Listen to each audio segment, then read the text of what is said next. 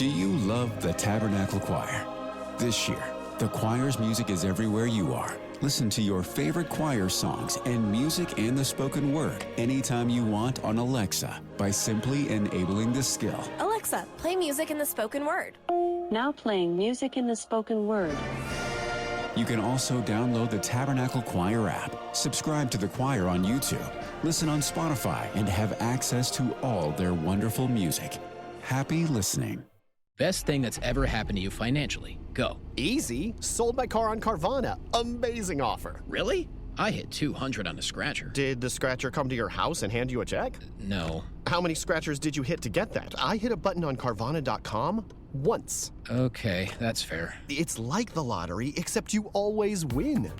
Not like the lottery at all, actually. Exactly. Inexplicably good.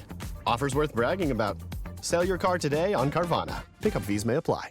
Good morning, DJ and PK. It's 97.5, the KSL Sports Zone. Welcome in on a Tuesday morning. Well, the news just keeps coming for your Utah Jazz. Austin Ainge, Saturday at the Darren Peterson press conference, I asked him, what's next? And first he gave an answer, then he admitted that's kind of a non-answer. And he finally did say, well, we don't have any centers on the roster. We're going to have to fix that. And now they have one center on the roster. Jusuf Nurkic, 2 years, $22 million. He is rewarded for that double-double campaign he put together last year. He's basically a 10-point, 10-board, 4-assist guy. That is not starting center money. I don't think they see him as a starting center. Maybe in fits and starts he could against some teams. But he doesn't move great, and he's going to get attacked on defense by the better teams in the league for sure. So if you think because they're doing this, they're passing on Walker Kessler, yeah, I don't think so. Kessler's got his offer out there. Now it remains to be seen if somebody is going to top it. He's getting about $28 million a year. Other teams can offer him 4 years and $178 million. So that is like the average of $44.5 million a year. And the Jazz can match that. As a matter of fact, the Jazz could go to 5 years and $241 million. They could put him up over $48 million a year. I don't think that's going to happen. I don't think they're going to go that far. How far they'll go, what kind of an offer might he get? Everyone's talking about the Lakers as a possibility. All this remains to be seen. This is the single biggest story now for the Jazz. This is the biggest drama going forward. What is going to happen with Kessler? We've got it up on our Facebook page. Is Walker Kessler a must-have for the Utah Jazz? And we've got a lot of comments, and they're all over the board. Some of you absolutely want him. It's just a simple yes. Some of you no, and some of you at the right price. A few of you are like, draw the line at $30 million. How far will they push it? I could see them pushing it to 35. If somebody gave him $40 million a year or more, I kind of think they'd let him walk. But I don't know that. I can't guarantee that. But you offer him 28. Now, as soon as I say that, there is an example. The Lakers, they were painted into a corner there, and I thought they might draw a line in the sand. And the Pistons, the Pistons they went for it. They offered Austin Reeves the big money, and so Reeves, who had a $30 million a year offer from the Lakers, ends up getting $46 million a year. So, and maybe the Jazz will find it. I'd be surprised if they went 50% over their offer. That would surprise me. Hey, I've been surprised before, and I was surprised that the Lakers did that with Reeves. I do think that in Austin Ainge's answer, and he could certainly pivot, but when he says they don't have any centers on the roster, it tells you, for those of you, and I think there's a significant portion of you who still think Jackson can play center, I would just tell you in limited minutes. Depending on the lineups on the floor, depending on the other team, the lineup they run out there are times he could play center. But he is a power forward, and certainly against other starters in the league, especially starters on good teams, he needs to be a forward. He doesn't need to be matching up with Wembanyama and the Joker and, whoever else. Now, against some teams, they're missing guys or for backup minutes. Yeah, I could see it a little bit. But I think with the Joker, or not with the Joker, I think with Nurkic, the plan is still to sign Kessler. So we'll see how that plays out, and we'll see what kind of offer Kessler gets if someone really comes and goes big. There was some other NBA news. Lou Dort, a mild surprise, the Thunder are bringing him back. They're going to let some other guys go. I think all eyes are on Nikola Topic, Sorber and Williams also, who combined are making about $18 million, which is what Lou Dort makes. So that opens up, 5 roster spots. They drafted 2 guys. They'll be in the market for a few more guys at minimum. And it'll be interesting to see someone like Topic. He's this mystery. He's Serbian. He's 20 years old. He's been in the league 2 years, had a back problem, sat out the entire rookie year, only played 10 games this year. Now he's got that. There's a quote from Nikola Jokic saying who's obviously getting older, but in the Joker's view, Jokic says Topic is the future of Serbian basketball. How good is he by NBA standards? We're not going to find out in Oklahoma City. They gave it 2 years. He's only 20 years old. It'll be interesting to see who comes calling for him, because somebody's going to come calling for him. Be interesting to see how many years, how much money he gets, and how good a team is willing to gamble on him. If you're in the bottom third of the league and half your roster is borderline or not NBA guys, it's easy to take a swing on him. But will a better team spend more money and give him a shot? That's I'm intrigued. People say a lot of things about him. We just haven't seen enough. 10 NBA games in 2 years is just not enough to know.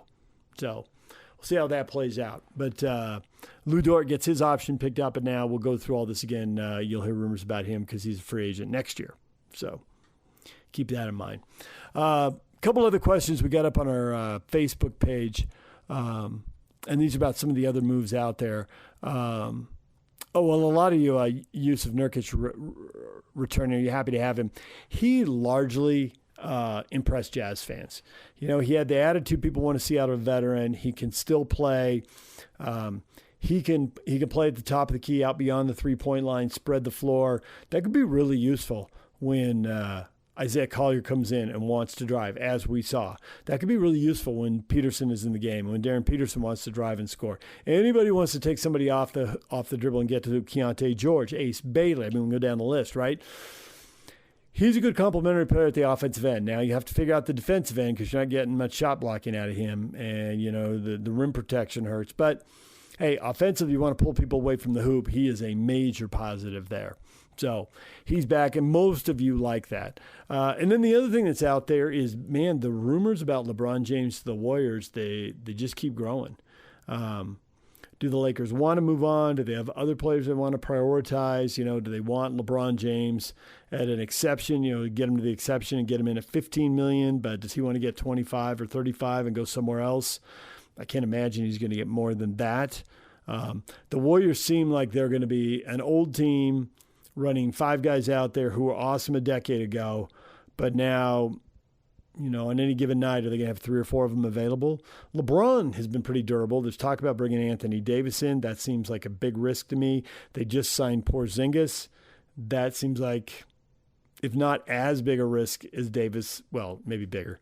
Bigger or as big as Davis, right? It does look like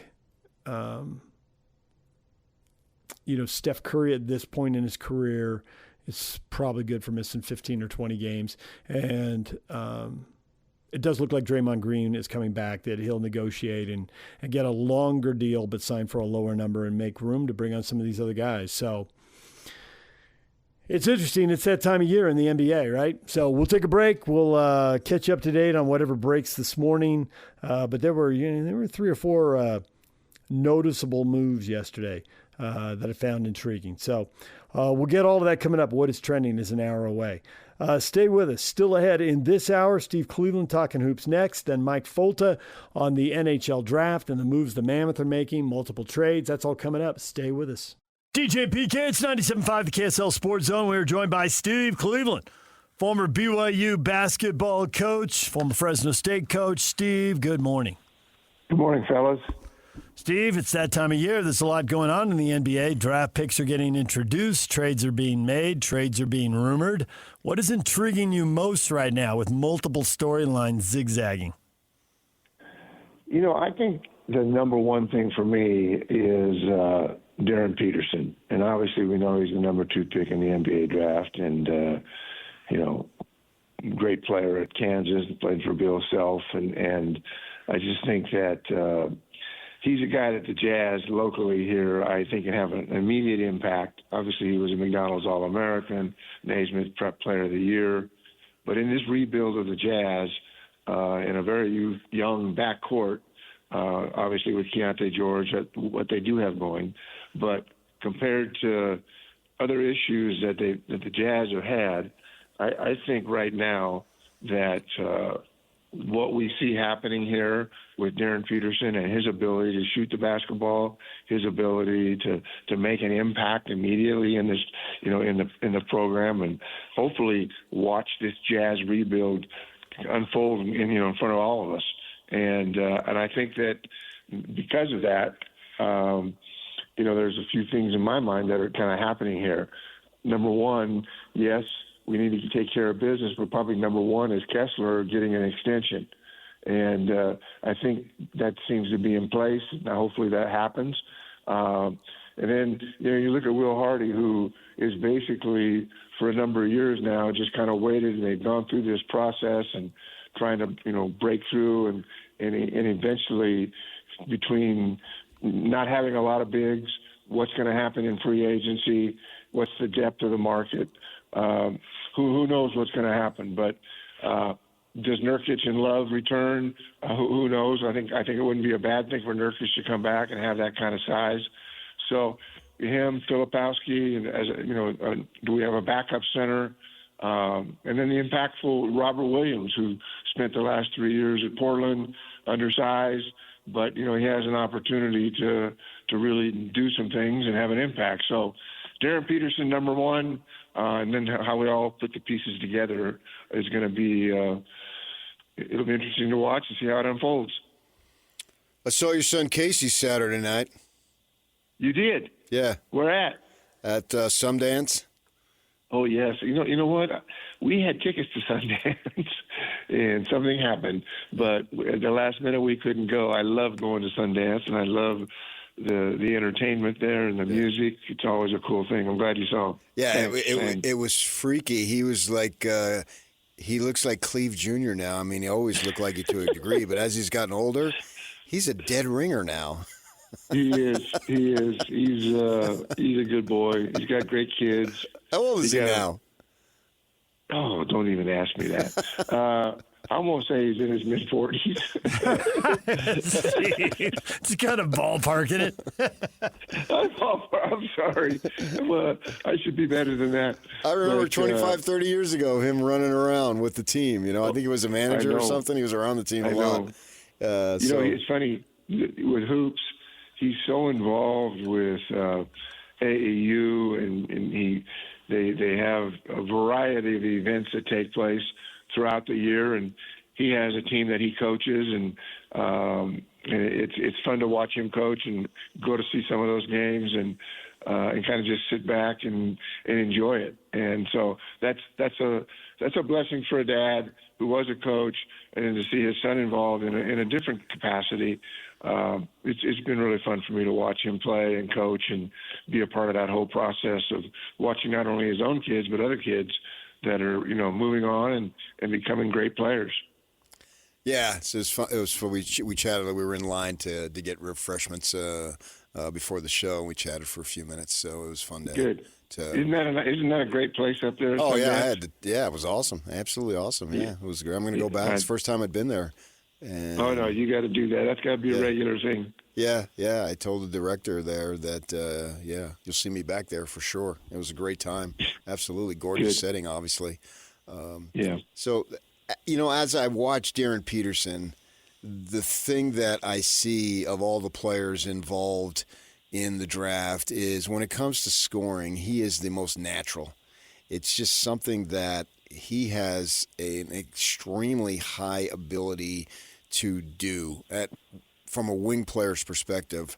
Whatever you want a wing player to do in terms of scoring, I believe he can do it.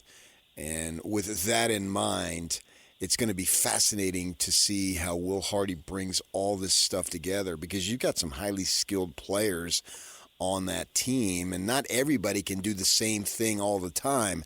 From a coaching perspective, what type of challenges is Will Hardy going to face to be able to get it all to mesh? Well, we've all kind of watched this thing unfold, and, we're not quite sure how it's going to, happen and take place. But I'm telling you right now, to just have the pieces and then go forward and figure out what Darren Peterson's impact's going to have in this program. Obviously, everyone is completely aware of how he'll impact this team. He played for a great college coach in Bill Self. I think, you look at the Jazz, and, Peterson obviously is a shooting guard at 6'6". He's had great accolades, but it is a rebuilding time, and everybody knows that. And it's a very youthful backcourt alongside Keontae George, and who it's done well and Ace Bailey. Had an impact in the program. And Ace Bailey, too. Yeah. Yeah, and I was just going to say that. You took the words out of my mouth. And so those are the issues, and what's happening with the pre-draft workouts and those kind of things. You guys are probably way more involved in that than I am. But it's definitely a time that, number one, let's give Kessler an extension, get him his money, get started. That's a good starting point. I think Will Hardy's, the free agency, what's the market for depth? That's his problem and challenges.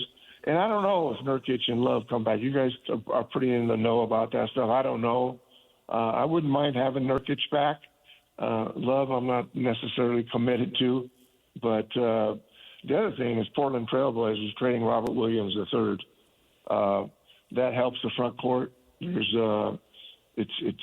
it makes the team better, and he's got a good body, and it'll be fun to watch out and give Kyle Filipowski a kind of a backup center. So we'll see how that plays out. But I love what's happening, and I'm hoping that we can push all the right buttons and get out of this rebuild mode and start winning games and having an impact for the people living in Utah. It's more of a detail and a footnote because obviously the story is going to be all the guys who can score it for the Jazz and how's that going to shake out and how are those guys going to play. But usually when you have a bunch of guys who can score, it's an opportunity for someone who isn't a scorer to the fan base will fall in love with that player. They may be the 7th, 8th, 10th player, and maybe it's a ball-handling guard. Maybe it's someone who's defensive-minded. We're all old enough to remember when Kurt Rambis. I mean, there are definitely 4 guys on a court who are going to score more than that guy. But people just love the horn-rimmed glasses and battling for every rebound. Do you see anybody on the Jazz roster who's going to earn that role? It's like, hey, you can't score it because you're the 5th option, so doing us all this other stuff, the dirty work is going to make you be the gutty underdog, and the coaches and the fans are going to fall in love with you. Yeah, you caught me off guard a little bit, but let me think through this for a moment. It could be Collier, maybe, but I don't know that there's any time for him to handle the ball. I don't even know if he's going to get it. How much is he going to play? Because is Peterson, Keontae George, Ace Bailey? I mean, there are a lot of guys who might have the ball in their hands, so maybe there isn't space for him. Conchar maybe was kind of sort of in that role last year. Assuming he's back, and we'll see how they, could be a trade here. Who's to say who's going to be back? Any of these guys could be in a trade. I just didn't know if there's somebody you really like, someone who played well without the ball. Coaches always love the person who can impact the game without having the ball and taking the shot. I think probably for me, if I was picking my team, I really like Sensabaugh. I mean, he kind of probably will shift to the 3 from the power forward. We'll see how that all plays out. But what I do like about him is that he has the versatility. He has the ability to play with the ball or without the ball. And obviously you've got Walker Kessler and veterans like Nurkic and, those kinds of people. I don't know what will happen there or what the mid-level exceptions are. You guys are probably more in tune with that. But I do like the fact that there is some depth here. And so there's not an immediate, yes, Peterson is going to have an impact. Yes, he's going to be given the keys to the kingdom here and move forward. But when I look at Keontae George and Isaiah Collier and Elijah, Harkless, kind of a two-way guy, Ace Bailey, they have the pieces. And I think what's great about this is we actually have a guy that is ready. He's played in the collegiate system for great coaches, and now he has a chance to really help this program. And I think that, if Sensabaugh ends up at the 3 and Jaren Jackson obviously is a big part of this group, you got better defenders, Cody Williams, Kyle Filipowski, both guys that have gotten better defensively. So, I don't know a lot about the levels of exception and so forth in terms of what they have the ability to go and get. But I like this team. I like the depth. And I think that Darren Peterson answers a lot of questions. And, yes, he's the number 2 pick in the NBA draft and all of that. But I just feel like he's ready to have an impact. He has had all the accolades, and they're at a point, do they need to to rebuild? And no better time now than with having Darren Peterson be at the foundation of that. College game, some legislation, some stuff that's out there. What do you think about the situation where we're talking about you got 5 years to compete and you get 1 free transfer? It seems like there's something that needs to be done, particularly when you get somebody like a May winning the title at Michigan and then going over to the Dallas Mavericks, and you hear stuff about the college game isn't sustainable. So it seems like, I don't know if that solves everything, but maybe that's something that needs to be implemented. I agree with that something has to be done. And when I look at that and look at the Jazz and how it impacts the Jazz, it is confusing for me. And I don't really have an answer to that. And I understand it because I do follow this a great deal. But I'm just going to defer here. What are your thoughts? Because I just think that with Peterson being the shooting guard and doing all the things that he's doing and the impact that he's going to have, I just don't understand where we're going with this. And maybe you can give me some insights on how can we be in this situation. And, Will Hardy, go back to Will Hardy, who's trying to work this thing out and looking to have more depth. And what do I do with Nurkic and Love, and what happens to Filipowski, and all of those kind of questions that need to be answered. But I think maybe one of the most impactful things in my mind is Robert Williams. I think he might have more impact than all of the guys we've been talking about and listening and over the last several weeks and months. And I think he's somebody that, I know he didn't put up huge numbers at Portland, but he is a little undersized, but he's a guy that can really have an impact. And he's got the experience. He's mature. And so I'm hoping to see him blossom and help this Jazz team have more depth and have more sustainability in building this program again. I'm intrigued by Robert Williams. He was in Boston, so the Angels know him well. There's been a lot of talk about his interest in him in free agency. And because of all the things you say, the Lakers are looking for somebody, the Blazers, the Celtics, with the Jazz go in there. I just don't know the price tag there. If they're going with Walker Kessler, I don't see how they're going to have the money or the playing time that Robert Williams would want. So he ends up getting squeezed out. If Kessler doesn't work out for whatever reason, and I'm leaning towards he does work out, then I could see where, is that someone you pivot towards? Your thought on Nurkic coming back? If there's enough money, he's a different kind of player than Kessler, so I can see why that's attractive. Kessler offensively is going to be down at the dunk spot, and Nurkic can be dragging his guy away from the hoop. We saw him play, beyond the top of the key outside the three-point line and create room for, Peterson to drive or Ace Bailey or Keontae or whoever. Right. So, all those Austin Ainge's thing was we don't have any centers on the roster and they have to get 2. But they have to be able to afford them, and then how do those 2 complement each other? So Will Hardy has a lineup. Sometimes you need to have a lineup that matches what the other team is doing. Sometimes you need to have a lineup. It's like, well, we can't match what we're doing, but we're going to do something different, and we're going to try to make you match us. But you got to give a coach the different skill sets and the options, or that doesn't work. Yeah, I agree, and I think that for me, I'd like to keep Nurkic in the mix. And I don't know that that's going to happen or not, but I think that we're talking about there are other centers in this team. I don't even know if it matters. We're playing positionless basketball these days, and I would like to see Nurkic. I like his game. He can provide some size. He's a guy that looks like he should be a center, but I don't know that he's going to return. I don't really know what's going to happen there. But certainly, Robert Williams III helps the front court. But again, is that the answer? I'm not sure. But I don't think those are bad choices. And I think that, in my mind, the most impactful guy, as I've already mentioned, is Robert Williams. And he spent last 2 or 3 years at Portland, I know, and he's undersized. But he's a guy that could fit with Darren. And we know Darren Peterson's going to be a franchise guy for these guys. He's a kind of a cornerstone with the ability to really score. Doesn't have great size or anything, but he is a shooter. And I think he's excited to play with Markkanen and Jackson. And those are guys that will be, mentors for him. And hopefully his transition will be quick and he'll have an impact immediately. Like I've always said, you can't have enough shooters, and not at the expense of having no defense, but you can't really – great shooters really make teams, and that kind of depth is really important as guys get hurt.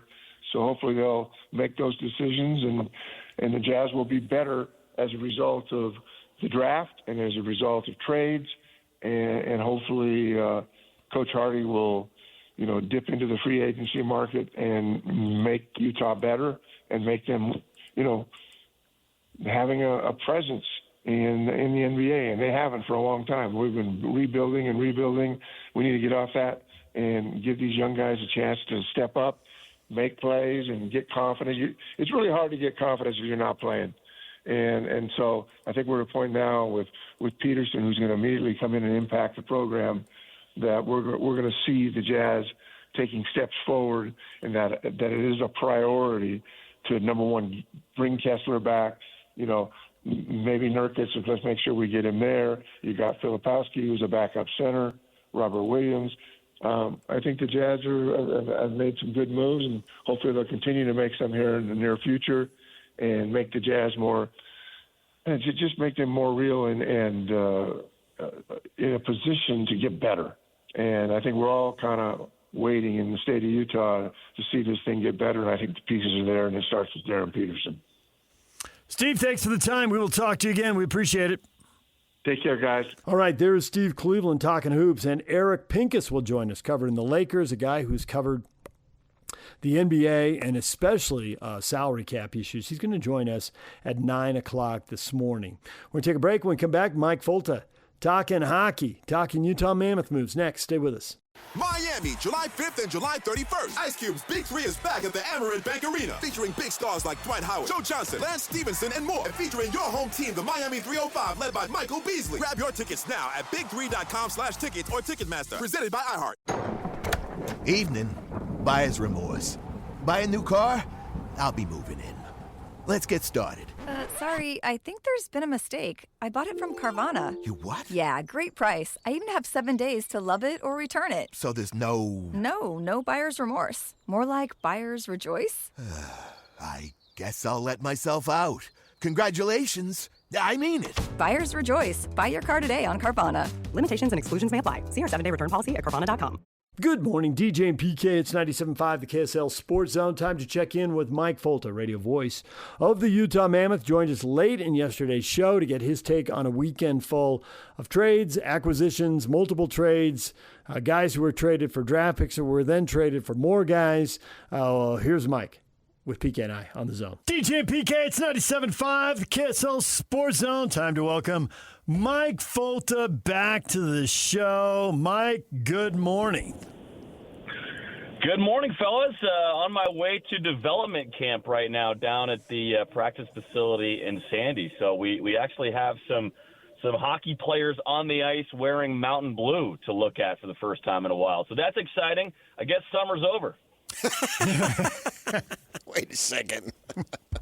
We haven't got to July 4th yet. What do they do down there during this time? Development camp, to be honest, is a lot of kumbaya, and it's like orientation week in college. Like, you go, the seniors are there leading the exercises. You kind of get acquainted with campus. You learn where everything is. Maybe you make a couple friends. That's what this is for the Utah Mammoth prospects. These are guys that have not made it to the NHL yet, and they all come and kind of learn about the facilities, the nutrition, strength programs, things like that. And they're on the ice, but it's not super competitive. Like, these guys haven't been skating a ton for the last few weeks. So it's more of a chance to get them used to the organization and introduce them to the faces that they'll be around if they do make it up to the NHL. Yeah, I can recall. I had to do that at Seacrest Hall. My first 2 years, I went to Northern Arizona in Flagstaff, and so they had all the incoming freshmen there, and we're in the ground floor, the dorm, and the guy's talking about all the stuff that we needed to do that week, and it was the week before, and he kept talking about GPA, and I'll never forget, one of the guys raised his hand and said, "What does GPA mean?" What? Even I knew that. Northern Arizona, where the N stands for knowledge. Hey, that's a Nebraska joke. Way to borrow that. Very nice. Oh, okay. I didn't know that. Sorry, go Big Red. Oh, yeah, that's it. Oh, yeah, I've worked with multiple people in Nebraska, and you want to take a shot at him, just say, yeah, the N on the helmet stands for knowledge. Nebraska fans are all like, I've heard it before. Yeah, everyone. Oh, I get it. It starts with a K. See, okay, I get good. it now. That's good. Well, that'll up your GPA. Well, you guys would appreciate this. I remember my orientation at Purdue, prestigious land-grant university, by the way. My orientation at Purdue, we snuck away and played basketball. Like, me and a couple other guys, nice. Snuck out of there, and we were shooting hoops to Korek for like an hour. It was the coolest thing. A rebel even when he was 18 years old. I'm curious why the NHL doesn't do what the NBA does. Create a summer league, go play in Toronto or Montreal, someplace where they're going to love hockey year-round for sure. It's a no-brainer. Create a little product for ESPN to put on and get to see some of these guys in a little more competitive environment. I'm sure there's a reason they haven't done that. I just don't know what it is. Do you? I think one of the reasons is that it's summertime, and if you did that, you'd probably have 18-year-olds punching each other in the face. Because you think of training camp in the NHL, and that's an opportunity to prove yourself. And the way that a lot of guys try and prove themselves in the National Hockey League is to get in fights or to be physical or to take runs at the best players on the ice. Think of a guy like Liam O'Brien. Liam O'Brien, Spicy Tuna as he's known, he literally fought his way into the NHL with the Washington Capitals. Like, he was not on anybody's radar, and then at rookie camp, he was beating people up. And then at main camp, he was beating people up, and they never cut him because he just kept beating people up, and they're like, wait a minute, this guy's pretty good at beating people up. So that would be a hazard in the summertime when they're trying to make sure everybody's healthy. Got it. I like what Bill Armstrong did in terms of the trades. Now, I have no idea how's it going to be with the youngster. I know he's got good size, but, we'll see in a few years. But I'm talking about picking up a goaltender and moving up and the Peterka trade, just evaluate all that stuff. Well, so we traded J.J. Peterka for those of our listeners who didn't hear, but we traded J.J. Peterka. We got a couple of first-round picks, and we flipped one of those first-round picks to Detroit for a goaltender who seemingly is ready to break into the NHL. And, guys, I had a chance to watch Sebastian Cossa. That's the goalie's name. I had a chance to watch him in the American Hockey League, and he's enormous. Like, I wouldn't be surprised if they throw him out there in certain situations with the Jazz, and Will Hardy wants to stretch the floor a little bit because this guy is at 6'7". Yeah. He can move, too, though. Right. He's very athletic for his size, and he spent the last 3 years in the NHL in the American Hockey League with Detroit. But, guys, he was kind of log-jammed in their system. Like, they didn't have a path forward for him to the National Hockey League. Utah says, well, Sebastian, we can find a path forward to you. Come over here. He's supposed to be the number 2 goaltender this year behind Karel Vejmelka. And By all accounts, by people you talk to, goalie coaches around professional hockey, a lot of people think he is ready to make that transition. So I'm really high on Kosa, and it turns, I think, something that was a weakness for Utah, goaltender depth in the organization. I think it turns that weakness into a strength because you've got Karel Vejmelka now with Sebastian Kosa, and then you also have a guy in Michael Robel who's looking pretty good in the American Hockey League as well. So they also traded up to get their first-round pick at 17th overall, Ethan Belchez, 6'5", 230. You could line him up off the edge at Rice Eccles, and he'd look right at home. He is a mountain of a man. Kind of seems like Bill Armstrong has a type. Yeah, he does now. With these big boys. But a really exciting couple of days, guys. So the thing about him is 6'5", 230 as an 18-year-old. So I'm wondering, I think most of us 18 at those orientation weekends, we all kept growing. I know PK did. I did. So I don't know, is he going to end up playing at like 245 or something? And when is it? Because I also read that he's going to Michigan State for a year, but then in the story, and it was the writer's opinion in parentheses off to the side, and maybe 2 or 3 years. That, whoa, 3 years? Holy cow. And then AHL time, and we might not see him for 3-4 years. Yep, and that's not incredibly uncommon in the NHL. Now, those guys come into the summertime and they always say during camp, I want to make the team. I want to make the team as an 18-year-old. Well, it doesn't happen all that often. But Ethan is a specimen, guys. I've had a chance to meet him and interview him. He's a unit. And you mentioned it. He's headed to Michigan State, so he wasn't there this last year. Typically, the guys who play college hockey, they have a better opportunity to put on muscle with those college strength programs compared to junior hockey when they don't really have as strong of a strength and conditioning program. So I don't know if I would expect him to bulk up, guys, because one thing he shared with us was that growing up, he was kind of always the fat kid. He was the chubby kid, and I'm hyperbolizing a little bit here, but Ethan told us he always grew up big, but he still has those like small guy skills, if that makes sense. Like he's got great hands, a ton of ability in that sense. So I don't know if he's going to be playing at 240, 250. I would doubt that, to be honest. But I think his nutrition and his strength that now he gets at the collegiate level, that's going to help him be more dynamic and explosive because he's probably got to be a little bit better of a skater before he can reach the NHL, likely in a couple years. Listening to Armstrong talk and his media availability, acknowledging now that they've got these prospects, but it's at least for maybe 1 or 2 of them, probably 2, I would think, the time is now. And it looks like that trade opened up some possibilities. What do you forecast there? I couldn't see that trade that sent J.J. Peterka to Boston. I couldn't see that without thinking of T.J. Ginla. Because T.J. Ginla could play a similar position that J.J. Peterka was in, and the Mammoth would hope that T.J. could play it a little bit better. T.J. is a little bit more of a complete player probably than J.J. is, or at least could be more of a complete player because he still has that scoring ability that J.J. had, but he's a little bit better in his battles, probably covers more of the ice than J.J. did defensively.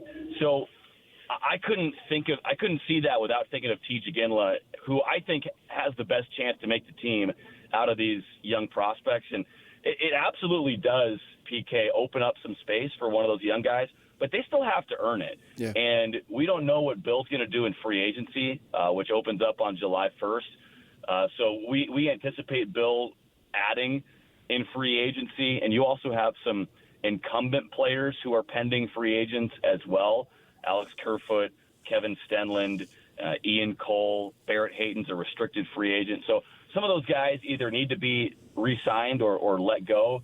There's a lot that remains to be seen, but whichever young guys make the team, they will have had to earn that spot.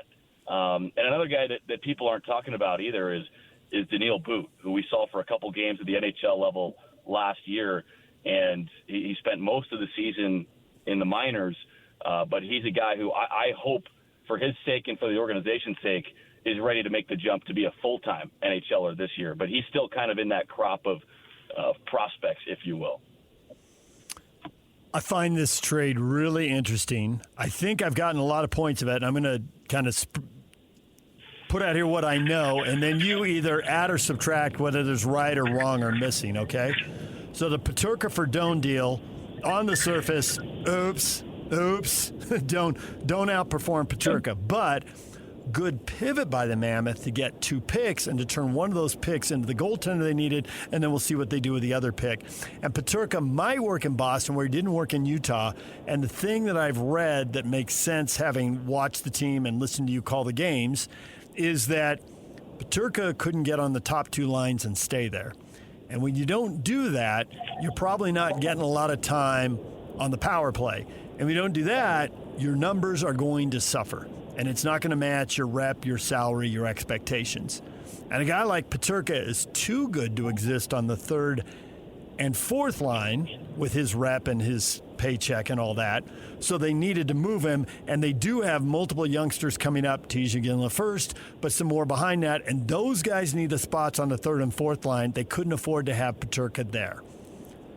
Does all of that make sense to you? Am I missing any parts of it? Is there something that needs to be added or subtracted?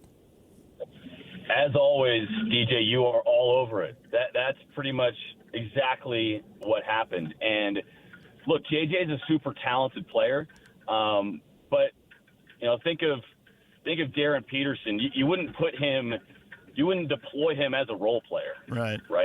Like he's got to have the ball in his hands. And JJ has a ton of skill, really good hockey player, ton of speed as well. But playing on the 3rd line was not the best fit for him. He was brought in, guys. He was brought in to play with Dylan Guenther and Logan Cooley, and he did that early in the season. They had flashes of brilliance because they have so much skill, but it was not the right fit. It's kind of like the saying from the movie Miracle and Herb Brooks with the 1980 Olympic team. We're looking for the best players, or we're looking for the right players. We're not necessarily looking for the best players. And JJ just wasn't the right player to fit in Utah's lineup. And I commend Bill Armstrong for quickly pivoting and recouping as much value as possible. And when you look at the trade tree, you essentially are giving up Michael Kesselring and Josh Doan for 2 first-round picks or for a first-round pick in Sebastian Cossa. And when you look at it that way, I think organizationally, guys, the Mammoth valued Doan and Kesselring at about that price, at about a first and a second-round pick. Well, they got a first and a second, or they got 2 firsts for J.J. Peterka, so they actually increased their value. Now, if everything went right, then J.J. Peterka would still be a Utah Mammoth and still be a key part of this team. Yeah. But it just wasn't the right fit. Armstrong pivots, and now the Mammoth kind of rearranged some of that value. And, guys, you have almost $8 million more dollars in cap space to work with, $21 million in total, so you have a lot more flexibility now after the move. Yeah, well, no GM is going to bat 1,000. It just doesn't work that way. And, I've heard many guys say, okay, you make a move, and it's good, it's bad, whatever it might be, and assuming for the sake of argument that it's not a great move, well, don't make it worse by trying to continue with it, as you say, pivot and get off of that. And the thing that I'm taking in just this last week or so, well, since the weekend, is that Armstrong, and he's had examples of this, but I think this past weekend might be the best since they've been in town, is that he's not afraid to be bold and make moves. And, you're not going to always be perfect, but you've got to be bold in order to get better. And at least he's willing to try that. So I have a level of confidence in his boldness that more things will work than don't. Yeah, and I think this organization with Bill Armstrong and Chris Armstrong as the president of Hockey Ops, they want to be aggressive. And what do they tell you in football? Like, if you're playing linebacker, if you're gonna fail, like fail at full speed, fail coming downhill, right? It's like a story fail of my being life. Aggressive. Yeah. At least the first part, right? but if they're gonna fail, they want to fail forward. And I think the idea is that if you keep taking these intelligent, calculated swings, you might strike out here or there, but if you keep swinging hard, you're going to leave the yard at some point. The DJ likes to say with me, it's throwing enough stuff against the wall that something sticks. That's right. I think it's a little bit more calculated than that, but that's the idea, Ooh, right? Me or like Bill? When you keep taking these chances. Bill, 100% Bill. I stand by this throwing stuff against the wall thing. Oh, man. I do think the thing there that I left out, I'm glad you mentioned it, we need to underline this, the $8 million in cap space. I meant to mention that when I was running through everything, and I didn't. And that $8 million, you can NHL payrolls, you can get a really good player for $8 million.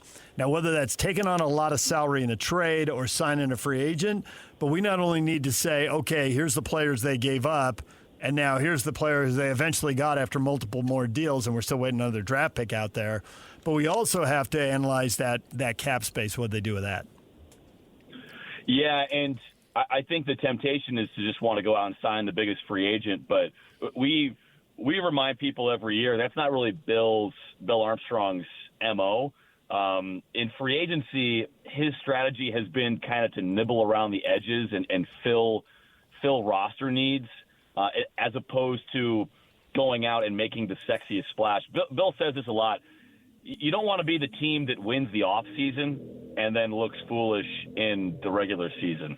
So I wouldn't expect – and it's not a great free agent class as well. So I'm glad that, DJ, you mentioned, the trade route where you can acquire a big player via trade, because that's more likely, in my opinion, to happen than just signing a big free agent. But also consider this, guys. You are going to have a couple years of these young hotshots on their entry-level contract, which is great. And a lot of good teams are good because they have good players on entry-level contracts. But at some point, what's the saying? These hens are going to come home to roost, something like that. Yeah. Like, you're going to have to pay these good players. And if T.J. Ginla is the player that you hope he's going to be, you're going to have to pay him a lot of money. And if Dmitry Simashev and Daniil Boot and Cole Baudouin and Caleb Denoye, and if all these young guys are the good players that you hope they're going to be, you're going to have to pay them a lot of money. So you want to be very judicious about how you hand out salaries, especially right now, because those young guys are going to need big contracts. DJ does the soccer play-by-play, and he's converted. It's 0-0, it's draw, all this lingo. I'm wondering, you as an American, have you converted and call it, instead of organization? Well, which one's hockey? Organization? Well, I think the Canadians, like Armstrong, it's always organization. And I'm just wondering, since you're around these Canadians so much, do you say organization, or do you stick with the American pronunciation, organization? Purdue, it's one syllable. You just say club.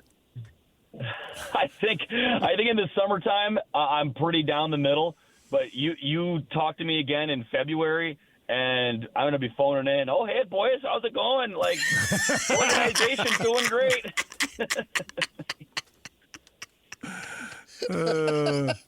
So they do get to you over time. Oh, absolutely. Absolutely. All right. So now in the break, I'm going to YouTube to watch the McKenzie brothers. Nice. Right. Thanks, guys. Mike, we appreciate it. Hit him right down the middle here for the rest of the summer, because summer isn't over no matter what you think. All right. Okay. Pray and pray, baby. There That's how I roll. All right. Thanks, Mike. Thanks, guys. All right, there's Mike Folta. When we come back, what is trending? The headlines are next. Best thing that's ever happened to you financially. Go. Easy. Sold my car on Carvana. Amazing offer. Really? I hit 200 on the scratcher. Did the scratcher come to your house and hand you a check? No. How many scratchers did you hit to get that? I hit a button on Carvana.com once. Okay, that's fair. It's like the lottery, except you always win. Not like the lottery at all, actually. Exactly. Inexplicably good. Offers worth bragging about. Sell your car today on Carvana. Pickup fees may apply. It's time to get your morning started with the news you need to know. News update. This is what's trending with DJ and PK. Hashtag Utah Jazz. We've talked a lot about his screening. Obviously, that doesn't necessarily show up in the box score, but that's a big one. I also think that Nurk has done a really good job of taking accountability in different moments. I think he's been a part of a really great core of veteran leaders that we have in our locker room. They're setting a good example for our young players, not only in how to go about their business every day, but in the willingness to be coached. That's Will Hardy talking about what Jusuf Nurkic brings to the team, what he brought last season, what he's expected to bring back now that he's been signed to a 2-year, $22 million deal. Looking like the backup center.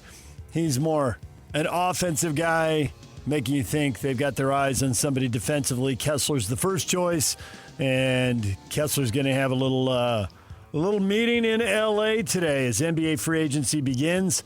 We'll see which teams make what kind of offers and what the Jazz have to match. Are you reporting that? He's having a meeting? Will Hardy. No, sorry, that was Will Hardy. Tony Jones is reporting that. Oh. With The Athletic, now primarily covering Philly, but still talking to people in Utah or people around Walker Kessler. Oh, yeah. I think he's the first, second, and third choice. Think they'll be all in on him no matter where the price tag goes, or do you think there's a line that they won't cross? I think they have that in mind. Yeah, but that's dependent on someone else, not them. They have to see what the market is for this young man. And I do think there are other options. Steve Cleveland talking about Robert Williams III. That could be a potential option, too. Have to see how that plays out. But, yeah, I think it's Kessler all the way, unless it's an outrageous. But I don't think they're as concerned about the salary structure right now as you are 3 years from now. So that would indicate you think if he gets a $35, $40, $44 million offer. 44, wow. Who's going to offer him? I know. But the Lakers were trying to get Reeves at $30 million, and then Detroit swooped in, and now they matched the Lakers his would be 46. bidding against themselves. Detroit was bidding against the Lakers. Right, and so presumably in this meeting, someone's going to come in and bid essentially, and then the Jazz have to match it, so the Jazz will be... Well, but the Lakers, why would they would be bidding against themselves. They were bidding against Detroit for Reeves. Right, I get that. But so the Jazz are at 28 now, and let's see when another team comes in the role of Detroit. Yeah, I know, but why would it go up to 44? I don't see that. I wouldn't think so, but we've seen players before get paid more than we thought they were going to get paid. Yeah, but I'm not living in the past. I'm going in the future. Okay. DJ and PK. Hashtag NBA. The very first conversation whenever I bumped into Masai and Mike in Chicago, and at that point I had full intentions of being back at Michigan no matter what. And we had a great conversation. It had nothing to do with this position. And then whenever we were talking about our guys, we had 3 guys in the lottery. It was mentioned that would I have any interest in this job? And my eyes went up, and instantly I said, this one checks all the boxes. Dusty May on how he ended up taking the Dallas Mavericks head coaching job, saying goodbye to Michigan and college hoops. I'm going to be back no matter what. And I'm getting sick of checks all the boxes. I'm done with that phrase. We're going to have to do a segment on phrases you're done with. I'm able to handle more at the end of the day than I was going to say, at the end of the day, it checks all the boxes. Because the end of the day, that's a relative position. It is what it is. Depending on how old you are, end of the day. When I was in college, the end of the day was actually the next day at 2 a.m. But now 2 a.m., forget it. If I'm up at 2 a.m., cancel the next 3 days.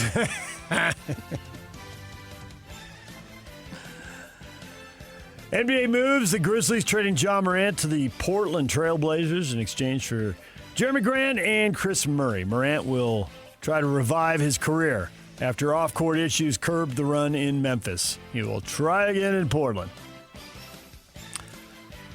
Portland is a head-scratcher as far as what's going to go on. It's a fascinating story because, they've got a bunch of small guards there. Obviously, Damian Lillard expected to return, and Morant is one of those players, too. How is that going to work?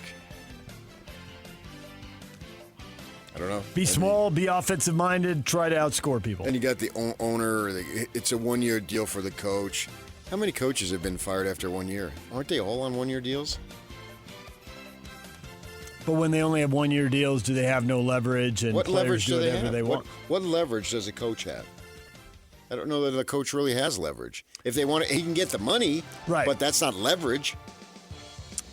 It's more perception than reality. I get what you're saying, but he's going to be here a while. When the perception is he's not going to be here very long, even less of a say. But they're all one-year deals, essentially. A lot of people get fired. I know where you're going with this. We sit in here and we talk about so-and-so, gone. You can take a team to a conference final and be gone. Ask the New York Knicks. Right. Or you could have 4 losing seasons and you're brilliant. Look at all this internal media telling us about Will Hardy. Mm-hmm. He's just the greatest thing ever. He hasn't come close to a winning record. Not that it's his fault, but he's He's so awesome. Yep. I mean, and then you just bring up Thibodeau, and he's gone. And here, Will Hardy, he has tenure. It seems like he's on a Jerry Sloan track, and it's going to take him 10 years to reach 500. It's probably true. 4 years of digging a pretty deep hole. Yeah, and I'm not blaming him by any stretch, but I'm just saying the plan. You just don't know. So they make such a big deal about it, and now Bill Orm, we need to, I called Bill Orm. Yeah. Talking about the team might move. Yes, he's written that, and then he's just getting... It was actually hilarious to read all the people posting stuff. I didn't read anything. Oh, my gosh. It was hilarious. Well, I mean, that's I know. The oldest of the profession. Yep. And half of those, if he not two-thirds, are anonymous people. Who cares about that? Bill did not like the John Morant acquisition, and he has written about the whole process as they have one meeting with one government body after another trying to get their new arena. Well, the idea of moving is far more important than John Morant. Golden State keeps Kristaps Porzingis 2 years, $40 million with the player option. And there's all kinds of rumors about LeBron. And if LeBron, are they going to trade Jimmy Butler to bring in AD? Draymond Green taking less money to stay. It didn't really make sense to me why Steve Kerr was staying. It seemed like all signs were pointing to him leaving, and then he pivots and gets a contract. And I can't help but wonder how much of this had already been outlined and was already being mapped out. That's it? That's why he want to come back for 1 year of this stuff? Yep. Or 2 years? A lot of celebrity, but can they keep these guys healthy for the playoffs? I think he wants to continue coaching and wants the money. I mean, that was the idea to coach these old-timers. I got to have that or else I'm not going to coach.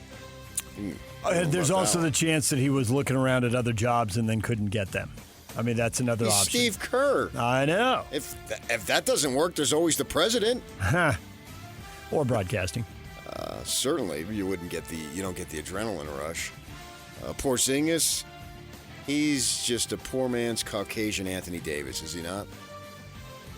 Really big, often hurt, occasionally does some spectacular things, tantalizing, but then he's hurt again. Yeah, like he's a big unicorn when he came in the league. Mm-hmm. Oh, this 8-foot dude can dribble and shoot and blah, blah, blah, blah, blah, and then he's hurt all the time. Wemby before Wemby, but hurt all the time. Spurs hold on to Harrison Barnes and Julian Champagny from their core. Barnes gets a year and $8 million. Champagny gets 3 years and $45 million. Come back and shoot some more three-pointers. Is that the Champagne guy? Yeah. Okay. And Malik Beasley, Ed Davis, ex-NBA players were among 6 men who have been indicted in gambling case. Beasley allegedly agreed to manipulate his statistics ahead of at least 4 games during the season. He was with the Bucks, 23-24, and that's so the co-conspirators could wager on the stats. The co-conspirators? He wasn't going to grab rebounds one night, so bet the under on his rebounds. Man, when you start getting co-conspirators, it's nasty. DJ and PK. #NFL. You know, I would expect a lot of improvement from where it's been. I mean, last year we just underperformed in every area, and it's everybody's fault. That's the reality. There's nobody who did a good job. There's not one player in the organization. There's not anybody involved that did the job to the level that it needs to be done at. And everybody needs to improve. And it starts with me, and it filters down to the rest of the players on the field, and they got to go out there, and ultimately they got to perform at a high level. Tom Brady on his expectations and his evaluation of the Raiders. How does it start with him? He's a minority owner. Yeah. he gets to give lots of advice. And what that tatted up dude, Crosby's like, wait a second. I did think Max Crosby. Ball down. What are you talking about? There's probably one or two guys going, nah, I could have been an all-pro on another team. I was going to say, Max was an all-pro. Not everyone sucked. Lots of people suck. That's why they need to build this whole rebuild around Fernando Mania. I told you, Vegas is just an LA suburb. Mm-hmm. And it's 2026. That was 1981, so you got a nice round number. 45 years ago. Yeah. 45 years ago, Sergeant Pepper told the band to play. Wait a minute. That was 20 years ago. Well, the math doesn't work, but you get the idea. Detroit Lions released corner Terrion Arnold after he's arrested on 8 felony charges of armed robbery and kidnapping. His bond set at $1 million. Former Tennessee Titans running back Chris Johnson revealed he's been diagnosed with ALS and Lou Gehrig's disease. He's been dealing with issues stemming from it since 2025. He's a 10-year NFL vet. DJ and PK. Hashtag college football. Utah Utes adding some more commitments. Timpview High School teammates Ian Alucio, offensive lineman, and Fui Vakapuna, linebacker, along with the commitment of a wide receiver from Spring, Texas, Darnell Jackson Jr. So, more names. You watch the Timpview guys much, Jock? You see them? Yeah, I've seen both of them. Yeah? Fui actually just transferred from Corner Canyon to Timpview. His uncle is that Fui Vakapuna who played at BYU. So, yeah, both of them pretty good. Colorado Buffaloes coach. Whoa. Did you expect him to say they're no good? I didn't know if he'd seen him or not. That's not the question. The question wasn't if he saw him. The question is, did you expect him to say they're not very good? Thought maybe there'd be some details in there. Just curious what he thought or what he saw. No, I didn't think he'd say they were terrible. Good. That's why they got scholarships. Yeah. Buffs coach Deion Sanders said he feels like his old and younger self again. A year after undergoing surgery to remove his cancerous bladder, he told the AP, "I consider myself cancer-free." So, looking to rebound from a 3-9 season last year. Well, we'll also be bowl-free this year. Yeah. But not born-free. DJ and PK. Hashtag Major League Baseball. 2-2. Line to left. Here comes Soto racing in. Can't get it, and it bounces by. All the way to the wall. Springer around first, heading to second. Takes the turn. Ewing drops the ball. Now Soto picks it up. Springer is going to score. Unbelievable. And Ohtani belts it high and deep to right. Forget it. Oh, this ball's way out of here.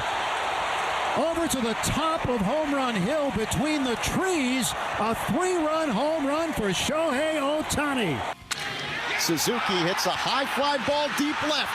Going back, Bowen at the wall, leaps, and this one is off the wall. Cubs win! Cubs win! Crow Armstrong scores. Seiya Suzuki delivers. Cubs beat the Padres 3-2. The Cubbies, they've been running hot and cold all year. They're rolling again. They're 9 games over 500. They're tied for the first wild card. Good times in Chicago again. Up and down they go, but currently up. They get the win. I'll be there in a few weeks, taking in the ball game. Looking forward to it. Who are you going to see? The Cubs. And? I don't know. Oh. She arranged it. Thanks for that update with the Cubs. Well, I want to see the Cubs. Who cares who they're playing? Well, if they're playing the Phillies, the Dodgers, the Diamondbacks, one of your teams, I would think that'd be a bigger thrill. I don't know who they're playing. I hope it's a crappy team so the ticket prices aren't as much. Shohei Ohtani goes deep, 3-run homer in Sacramento. The Dodgers, it sounded like a home game, all the Dodger fans cheering there. Dodgers roll past the Athletics 9-4. You think it's going to be an Athletics team? If they had the strong fan base, they wouldn't be moving. The West Sacramento A's? The West Sacramento A's, yeah. There's plenty of A's fans. The A's games have been on TV in Sacramento forever. If there were plenty, they wouldn't be moving. I was going to say. In Oakland, they're in Sacramento. Sacramento's not building a free stadium. Not moving because of fans. Well, then why would you surprise that it would be Dodger fans when you just told me there's not that many in Sacramento? There are fans in Sacramento. What there is in Vegas is a free stadium. I think there's more A's fans in Sacramento than there are in Las Vegas. But in Vegas, they're getting the stadium built for them. Have somebody pay for the stadium. That's what drives the move. Well, why didn't they get a free stadium there? They already had a stadium. They had an old rundown stadium in Oakland. But it was free? Sacramento. Yeah, well, this one's going to be newer and nicer and have more luxury suites and freer. Born free. But they'll have fewer fans, according to you. They'll have less fans in Vegas. They'll have more what they had in Sacramento. Dodger fans will show up in Vegas. It's a little L.A., baby. And they'll sell to tourists. Dodger fans will show up in Vegas for every 5 years when they play them. And they will also have casinos giving away tickets to their high rollers and tourists going to games. And then they hope to build a fan base over time. Oh. In their new stadium. Wow. But the casinos are going to buy. They should hire you. The casinos, no, they already got their deal. The casinos are going to buy the luxury suites. You just outline what's going to happen. Man, there you go. Casinos are going to buy the luxury suites, and they're going to make money. I believe every professional sports team is going to make money. Name me a sports team that has lost money. Not seeing people go bankrupt like we did back in the day. They're getting their cash. I was watching the Baseball Network, and they had the big inning where they have four. They do a quad box. Yeah, they have 4 screens of 4 games going at the same time. Boom. Pitch for Diamondbacks, Arenado. He goes deep. I move my eyes over. Boom. Pitch to Ohtani. He goes deep. And then I move my eyes over. The pitch to the Cubs guy. Thinking, that's gone. A game-winning home run. But it wasn't a home run. But it bounced off the ivy, so it's good enough. And I caught it all. It's like boom, boom, boom. It was pretty cool to watch that. And when they have the 4-box, you call it, they're big enough to where it's probably as big as every TV I had ever had as a kid. So that's just cool when they do that. And the A's and the Dodgers had Max Muncy in both teams. The first time ever, Max Muncy has started for 2 different teams in the same game. Did you know that? I did not. Yes. The A's have a player named Max Muncy. And born on the same birthday. Crazy. Same name, same position in the lineup. Parallel lives, same universe. And have the same birthday, no less. And are you surprised that the Yankees are cooling off? I did notice they lost a 5th in a row. Yeah. 5 straight losses now. You're surprised they were hot, now you're surprised they're cooling off? No, I thought just surprised you just left and right, huh? No, this isn't. This is I wouldn't say surprise. Something milder than that. I don't know what the word is. They are coming back down to earth, which I thought had to happen at some point. I'm surprised it didn't happen. I guess I'm a little surprised that it happened so mostly they were playing in the against stratosphere? The Red Sox. Yes, they were. The ionosphere, the stratosphere. Well, I don't know. All those levels. I think the worst thing about Aaron Judge being injured is that we don't get to hear Ella Langley as his walk-up music as home games. Do you know who she is? No. She's the hottest young country gal. Choosing Texas has been #1 into its 12th week. Wow. Dominant. What a run. Yes. 3 months. It's a pretty cool tune. Maybe I know the song and I just don't know her name. Yeah. 27 years old. Is it a big crossover hit? To me, yes. Okay. But I can't answer that. Yankees lost to the Tigers 7-3. 3 runs on 3 hits with 2 errors. Not a glorious night of baseball for the Yankees, who've dropped 5 in a row now, and they're 12-10 without Judge, which is a little more normal, what they normally do without him. Bees open a series against Las Vegas tonight. They're at the ballpark at America First Square. First pitch at 6:35. Tony Parks on 1280 The Zone at 6:20. DJ and PK. Tanaka's given the ball away there. Bruno Guimaraes. Oh, and here's a chance. Martinelli! Brazil have won it! They've stolen it right at the death! A few have been in this position for Paraguay. But he scores! Paraguay have done it! Ismail Sabari can win the penalty shootout for Morocco with this kick. Yes! Highlights from the World Cup 3 knockout games. Brazil gives up an early goal to Japan, dominates the game, scores 5 minutes into stoppage time to win it. 2-1, Brazil escapes. They're on to the round of 16. And then Paraguay beats Germany on penalties. Morocco beats the Netherlands on penalties. Morocco with a late goal in the 90th minute to tie that thing up. Germany and the Netherlands both missing 3 penalties. Hitting the crossbar, hitting the post, spraying the ball wide of the goal. Pressure, PK. It's like watching people shoot free throws under pressure. You know they can do it, but with all that pressure, well, they can't in this moment. So Germany's out and the Netherlands are out before the round of 16. What's the percentage on that? So we know on free throws. So normally, some people say 90%. I think that's high. But certainly you should be converting like 75 or 80% of your penalties. So in this case, Germany was 3 out of 6, 50%. And Netherlands only converted 2 of their So all those 5. guys who would be taking those penalty kicks, would they, if you translate into individual free throw shooting percentages, would they be 75, 80%? Yep, they should So be. they're good free throw shooters. Exactly. Because if They've you got- send a Mitchell Robinson to the line and he clanks one, no one's surprised. They've got 11 guys, so typically you send up your 5, poised veterans, mostly attackers, but you do see, a veteran center back or something might take it. The goalkeepers usually don't go up until late, and neither one of them went long enough to get the goalkeepers up there. But yeah, the point is if you got 10 guys out there and if there's somebody, a player or two who are young, inexperienced, or have a track record of being terrible in this situation, you don't have to put them up there right away. You put your better guys And we're up going to there. go all through this for several weeks, and it's going to be Spain, France, or Brazil and Argentina. And that's Probably not Brazil, I would think. I think you were right with the first 3. Well, I think those are the top 3, Yeah. and then, but you have to have a Final Four. you do. And somebody gets in. The Final Four is in. Morocco was in. South Korea's been in the Final Four. Get real. You can see an outlier get to the Final Four, but not this year. Well, my two words. of the teams that you would think, even though they're not expected to win it, Germany and the Netherlands have the history and the pedigree. You would think they'd do it, and they're out. Gone. But I think you're right about, especially about France. France has looked awesome. France can field 2, if not 3 teams, and they would be still playing. France and Sweden, the middle game today, 3 o'clock. The first game's Ivory Coast and Norway, 11 a.m., and Mexico and Ecuador Do you tonight sit at and 7. watch all these games? I do not. Why not? What the hell else you got to do? I have other things to do in life.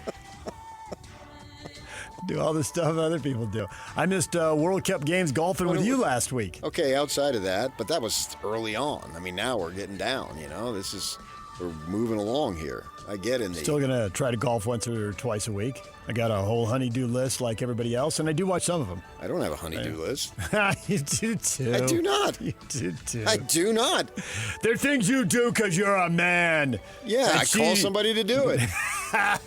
And I got this plumbing company that screwed us over, and I'm trying to figure out a way to screw them back. Nice. After we just had 3 huge trucks from the city in our house the other day. Because a plumbing company messed up. Oh, yeah. Wait till I reveal their names. Bum.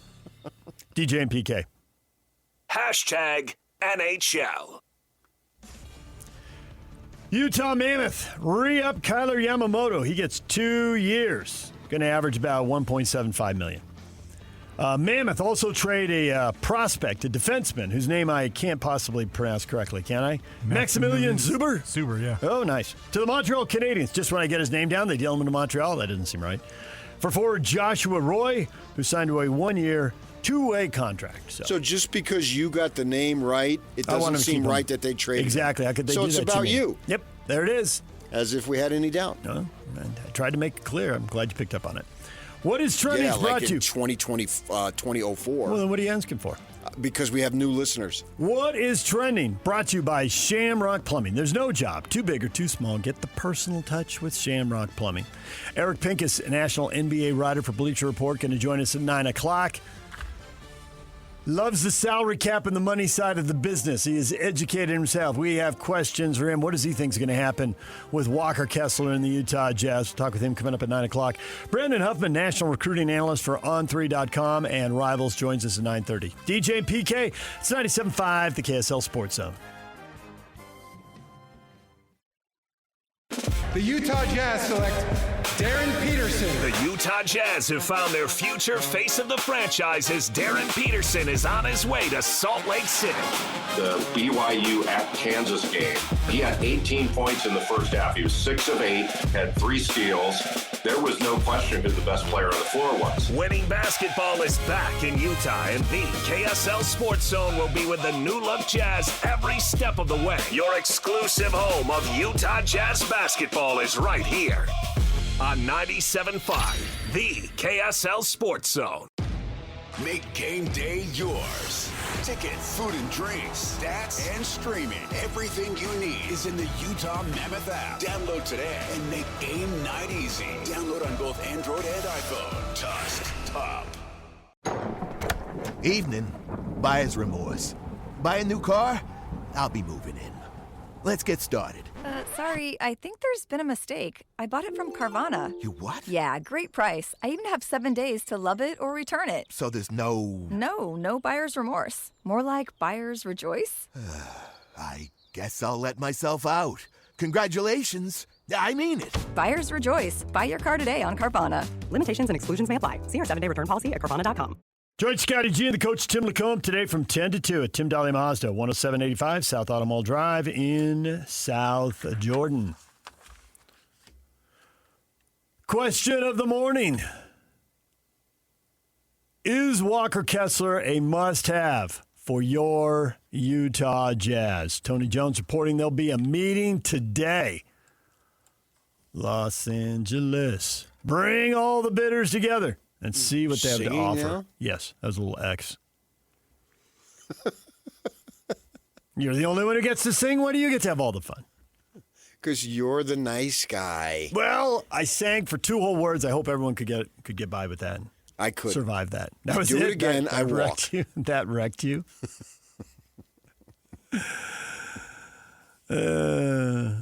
Is Walker Kessler a must-have? Brad, yes. If we were making a title run, everybody acting like the cash comes out of their own pockets. LMAO. Kessler, got to have him for the title run. Brad, ready to go. No warm-up. Brad wants to go right to the top. Well, I think there will be a warm-up, and there's a possibility of a title run. I can see that. Michael says we need a Wemby stopper if we're going to win the championship.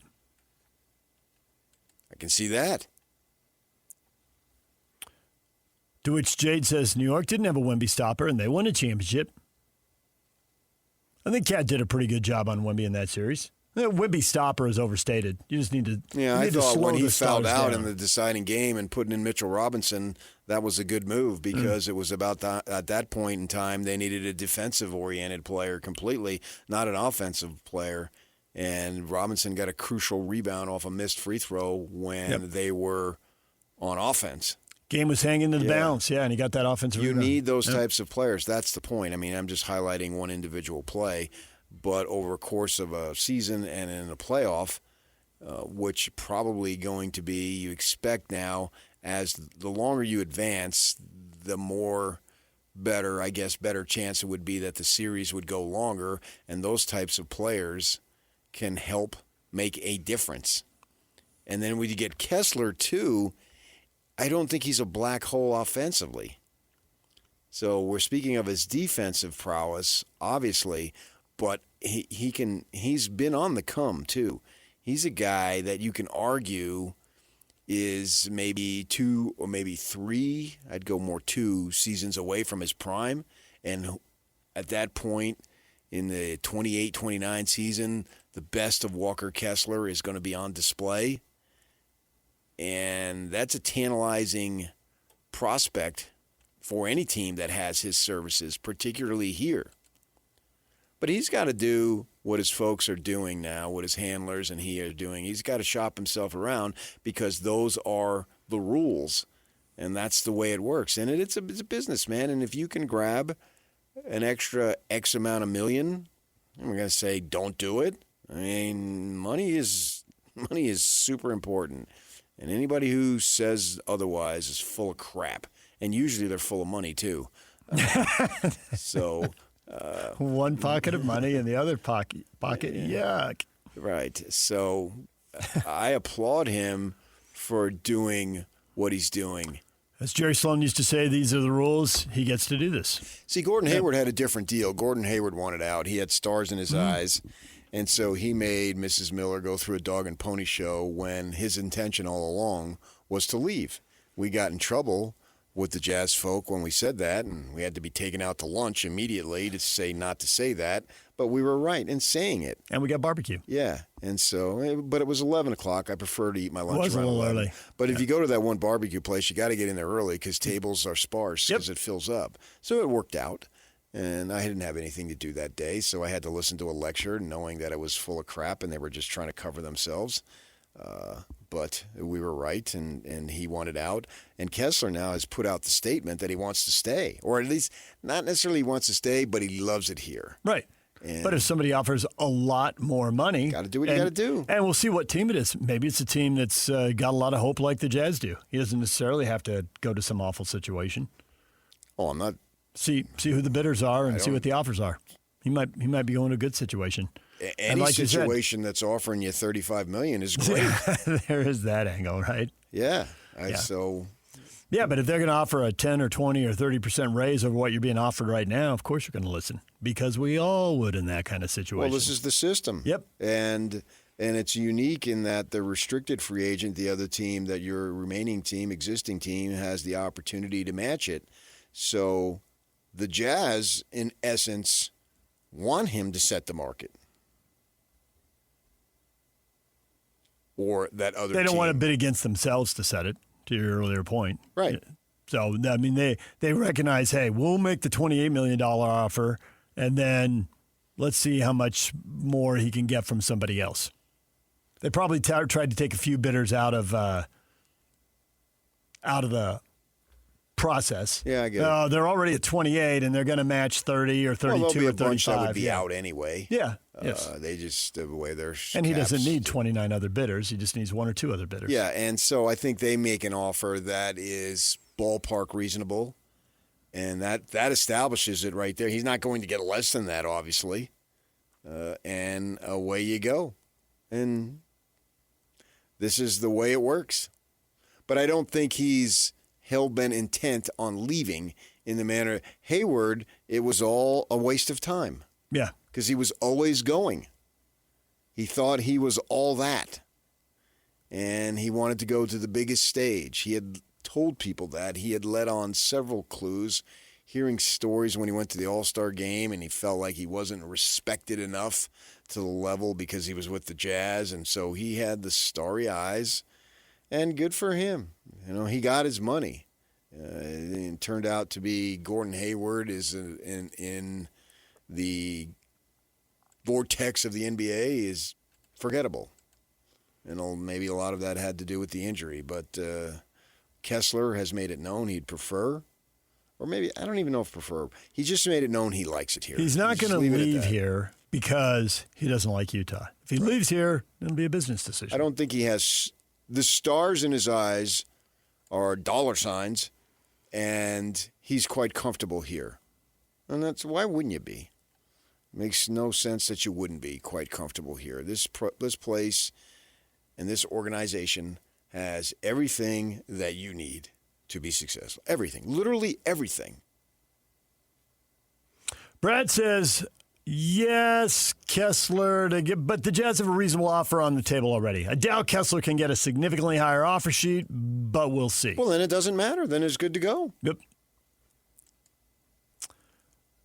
I wonder if anyone would bother with a slightly better offer sheet because then your money's tied up. You can't go get somebody else. And if you just move the number to 30 or 32, that seems pretty easy for the Jazz to match.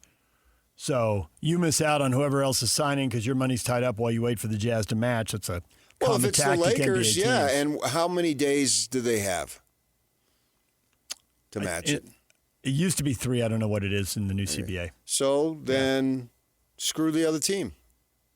They would screw you. Right. Yep. So I don't think anybody's going to come in at $32 million. If it comes in, I think it'll be a big number, but we'll see. Leroy says, is he a must-have? He says it completely depends on a price tag. No need to pull a Kirilenko. Well, if it completely depends on a price tag, then no, Leroy, he's not a must-have. He's a want-to-have. He's a need-to-have. But is he a must-have? If he's a must-have, isn't the must-have just that's why you give people the max. You must have them. Well, I think in the Kessler situation, I don't know what the max is. He's not going to get the max. He's not that type of player. But with the skill set that he has, he becomes a must player. Yeah. So I see what you're saying, but he and his folks and everybody knows whatever the max is, he's not going to get the Wemby offer. That's not going to happen. And I think he's quite comfortable in his skin knowing the type of player he is. And he understands that, okay, it's not going to be the max, but it's going to be a whole heck of a lot of money to purchase and live quite comfortably for years to come. And he's been here enough and gone through the losing enough that he knows, too, that the team is set to win. And who doesn't want to be a part of that? If you're going to, and you're comfortable.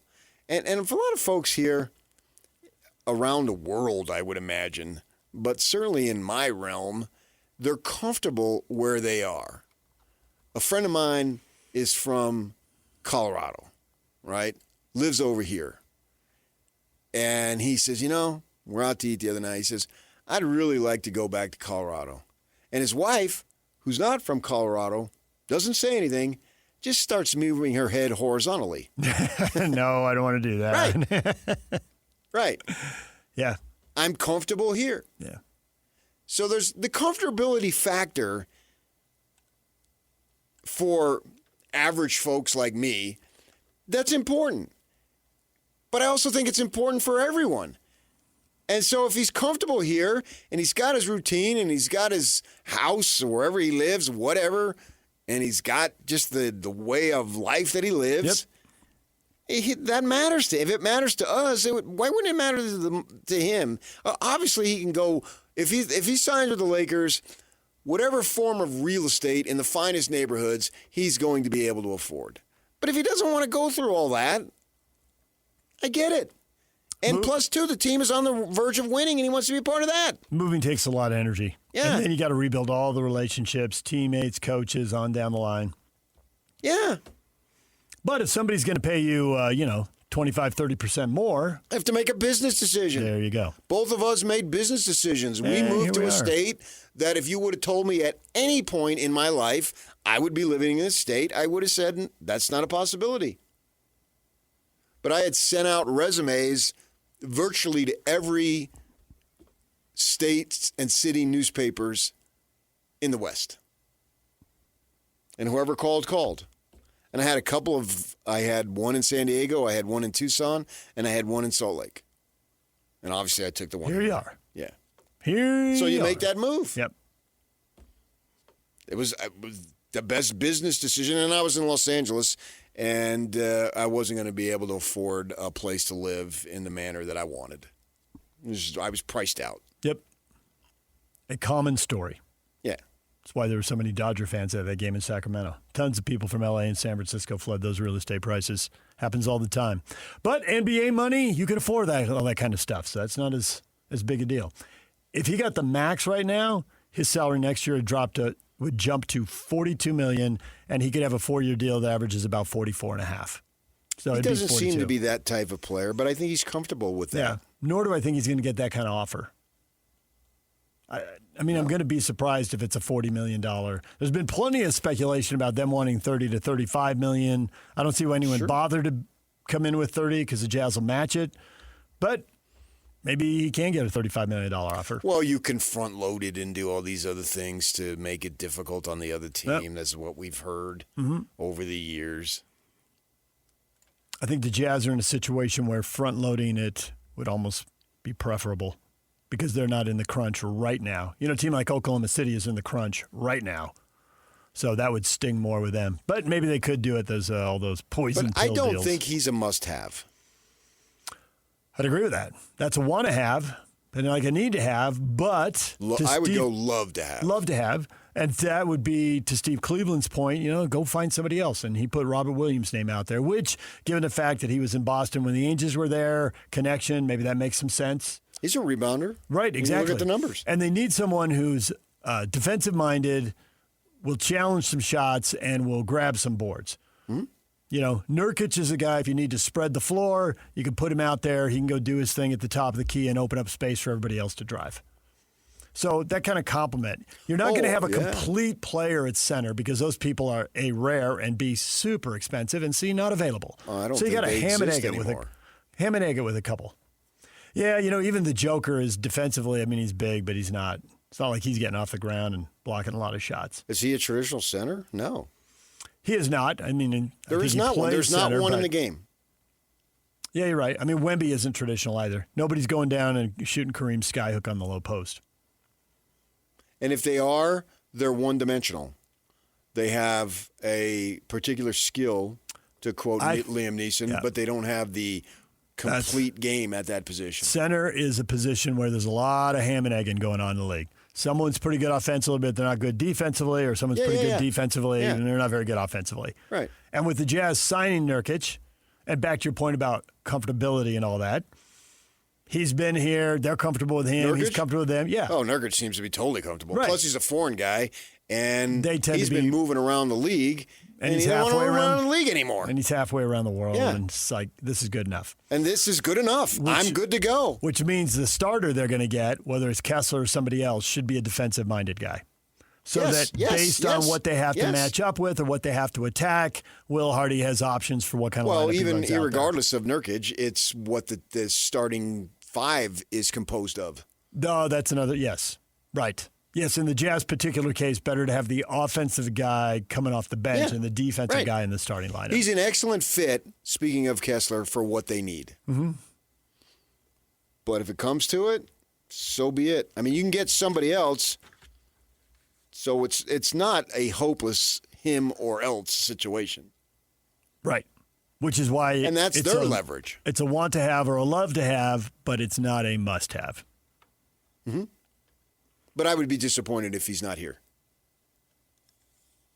DJ PK, it's 97.5 KSL Sports Zone coming up. Eric Pincus at 9 o'clock. We can talk about the number the Jazz could or should afford to go to. We do have people saying, hey, Keontae George, you got to be able to afford Keontae next year, so don't give away too much. And, Yak, should we settle the debate that he and I have had for years?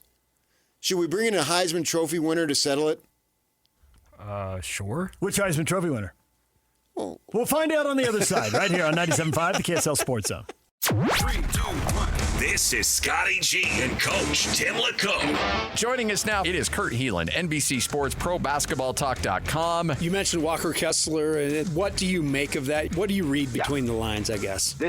Look, it sucks to be a restricted free agent in the modern NBA because your leverage is largely gone if the team that has your rights lets it be known they're going to re-sign you, which is rightfully what Utah's doing. Does it drive down his market? Yeah, that's kind of the point too. But the reality is they're not letting him go. They can match and force a sign-in, at worst, force a sign-in trade and get back other things they want. So I think this is the agent trying to, we're not happy. At the end of the day, the sides will come to a number and agree to it. And if he's really frustrated, you push for a shorter deal. You try to get back on the market sooner, and maybe Danny's good with that, and you figure something out. Catch Scotty G and Coach weekdays from 10 to 2. Presented by Mountain Land Supply on 97.5, the KSL Sports Zone. All right, DJ PK, there's something we've been debating for a long time, and apparently a Heisman Trophy winner is wrong about this. 25 years we've been dating. No, the Heisman Trophy winner is right about this. So the Heisman Trophy winner agrees with Jake and PK. What is Matt it? Leinart. Is this? I'm guessing because you haven't told me anything. I'm guessing this is are there any casual college football fans? No. Oh, okay. Oh, no. Far deeper, much more important than that. Something we've been arguing about in college football for 25 years. No, far. Well, what is it? More important. What is the issue? Let's hear Matt talk about it. It goes on for about a minute. Kelly Kapowski. Yeah. Saved by the Bell. Tiffany Amber Thiessen. I'm going to reach out to her via this segment right now. Again. I messaged her last year to come on, or earlier this year to come on Throwbacks season 2, because we wanted to do this whole kind of nostalgia throwback, 90s shows. I even told my wife, I said, I DM Tiffany Amber Thiessen. And I want to say this right now is I'd never expected a message back. Right. Shot your shot. Nor did I shot my shot and I got denied. So I would love to say this again, because I know we're going to post this. We would love to have Tiffany Amber Thiessen on this podcast just to talk about what in my opinion, the greatest TV show of all time. And she's still crushing it. She's got her family and all these things. So that is my plea to get Kelly Kapowski on Throwbacks. She was my all-time crush. And by the way, if she ever comes on Throwbacks, I'm not so sure that I'll even make that episode because I probably would be too nervous. You don't see Matty Ice get shook often, but that I think would definitely shake you to your very core. The greatest show of all time. Yeah, well, you're all wrong, but that's good. It's all right. It's all right, Yak. It's all right. It's all right. Because I'm Saved by the Bell. I think he wants the theme song, Yak. I'm picking up on something here. Are you picking up what he's putting down? Matt Leinart, a Heisman Trophy winner. Mm-hmm. Yeah. For USC. You can win the Heisman. No offense at BYU. You can win it wherever. No offense. But USC. Oh, wow. USC. It's all right. The greatest show. And you have mocked that show, and you have been wrong. No, I've been right. It's good for his generation. He was 10 years old when that thing was on the air. Wasn't that thing on the air in the early 90s, early to mid 90s? Was it on in the 80s? To me, it's still on. It's like The Godfather. It is in reruns. It is in reruns. Of course but it when is. When was it a hit? When was it a big deal? When was it on live? Now, today. No. It's still a big deal. It is still a big deal. Okay. When was the Star Spangled Banner written? That'd be in 1814. Yes, it's still a big deal. Okay. Francis Scott Key and Elizabeth Berkley and Tiffany Amber Thiessen. We'll see you Saturday morning at 9. Oh, it's would have been prime time. The college years. Every show, you love the Brady Bunch for some forcocked reason. Yeah, we're going with the Brady Bunch? Come on. Because I was 10 years old. No. Saved by the Bell went to college years. Name me a show that featured children. The Wonder Years. It stopped. 17 years old. Boom. As they all should have, yes. It's called Boy Meets World, PK. That's your answer. But the Saved by the Bell, the college years, it continued. Mm-hmm. So Saved by the Bell debuted in 1989. Yeah. Okay. And when did they stop making first-run episodes? The final episode of the original run, 1993. But then they went to the college years. And then Boy Meets World came around and had the exact same run. Yeah. Went through the junior high, high school, and college years. So the Brady Bunch Variety Hour doesn't count? No. Thank you. Well said. The level of disgust there was very good. No offense, Yak. but the Brady Bunch sucks. Yeah. Wow. It was hokey. It didn't deal with real life problems. Jessie Spano wanted to get into a top flight college, so she was taking barbiturates to stay up at night. That's real pressure. Meadow on The Sopranos wanted to buy some speed so she could do that from North Jersey to get in an elite institution. Those are real problems, not where Mike Brady come in and solve some stupid hokey problem at the last second. That was fluff. That was like the Beatles, I Want to Hold Your Hand versus Let It Be and all the distinguished deep tunes that they played later on. Don't diminish Silly Little Love Songs. Well, that was McCartney later. That was Wings. Yeah. Yes, I know, but he was referencing earlier. You're talking about the No, Beatles, I was talking about their little, what did they call it? That type of music back then. Bobby Sox, I don't even know what it was called. But it was fluff stuff. And then they got deeper and more penetrative. I mean, I am... Penetrative? Yes. They paid 1 cent? Yes. Okay. Right, because they wasn't about the money. It was about the art. That was nice. That was super random. You brought it up. I did. But only because you butchered penetrate. That's how they say it in the UK. Penetrative. You've never been to the UK. I've not. Right. Not. Neither have you. I never said I have. Well, how do you know that? Why are you drinking Pepsi in the morning? I'm drinking water because I left the other thing. I left this here Getting yesterday. the barbiturates and I didn't know early where this it was. morning. No caffeine and sugar. It's just water. So Saved by the Bell dealt with real issues. That's why it was so deep. It was just over your head. What was the name? I get it now. What was the name of Horseshack? Horseshack? Yeah, the guy, Screech?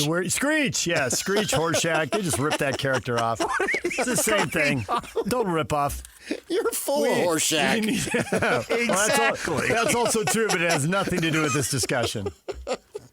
That's what you said earlier. One pocket full of what and one pocket full of money, right? Yeah. Yeah, and we know what pockets mine are full of. We know what pockets yours are full of. Oh, you got one of each. Don't kid yourself. I never kid myself. That's why I am who I Paycheck am. is why I live in Utah. Yeah. DJ and PK, it's 97.5, the KSL Sports Zone. When we come back, we'll get back on track. LeBron James to the Warriors. And maybe AD too. Does that do it for you? We will get to that next. Also, we got to talk about Jusuf Nurkic coming back to the Utah Jazz. That's all on the way in the 8 o'clock hour. Stay with us. Queen Carvania stood haloed by the morning sun. An army hung on her every word. My champions, I have sold my chariot on Carvana. 'Twas a lovely SUV, an inexplicably queenly offer. They're even coming to the castle to collect it. Tonight, we feast! An offer you can feast on. Sell your car today on Carvana. Pickup fees may apply. DJ PK, it's 97.5, the KSL Sports Zone. KSL Sports Zone and BI Meals are honoring people that impact youth sports in our communities. Nominate the youth sports volunteer you know for the BI Meals Hero of the Week at KSLSports.com/contest and listen every Thursday afternoon to Jake and Ben for the winner. It's the BI Meals Hero of the Week. Well, now let's get to a topic that you have way less enthusiasm for than Saved by the Bell. Does adding LeBron James and Anthony Davis to the Warriors work for you? I have to say that most, not all, but most of the questions go up on Facebook. You come up with them. You see stuff in the headlines. You see stuff being talked about. You think, how much does this appeal to our listeners? Do I want to put it up or not? And over the course of the day, you'll put up 1, 2, or 3 things. And I was surprised. Sometimes I'll hear stuff going on. And I think, man, when I go to Facebook, PK will put this up. And this one surprised me because you're just uniquely uninterested in this. The Warriors, it gained steam. It is gaining steam.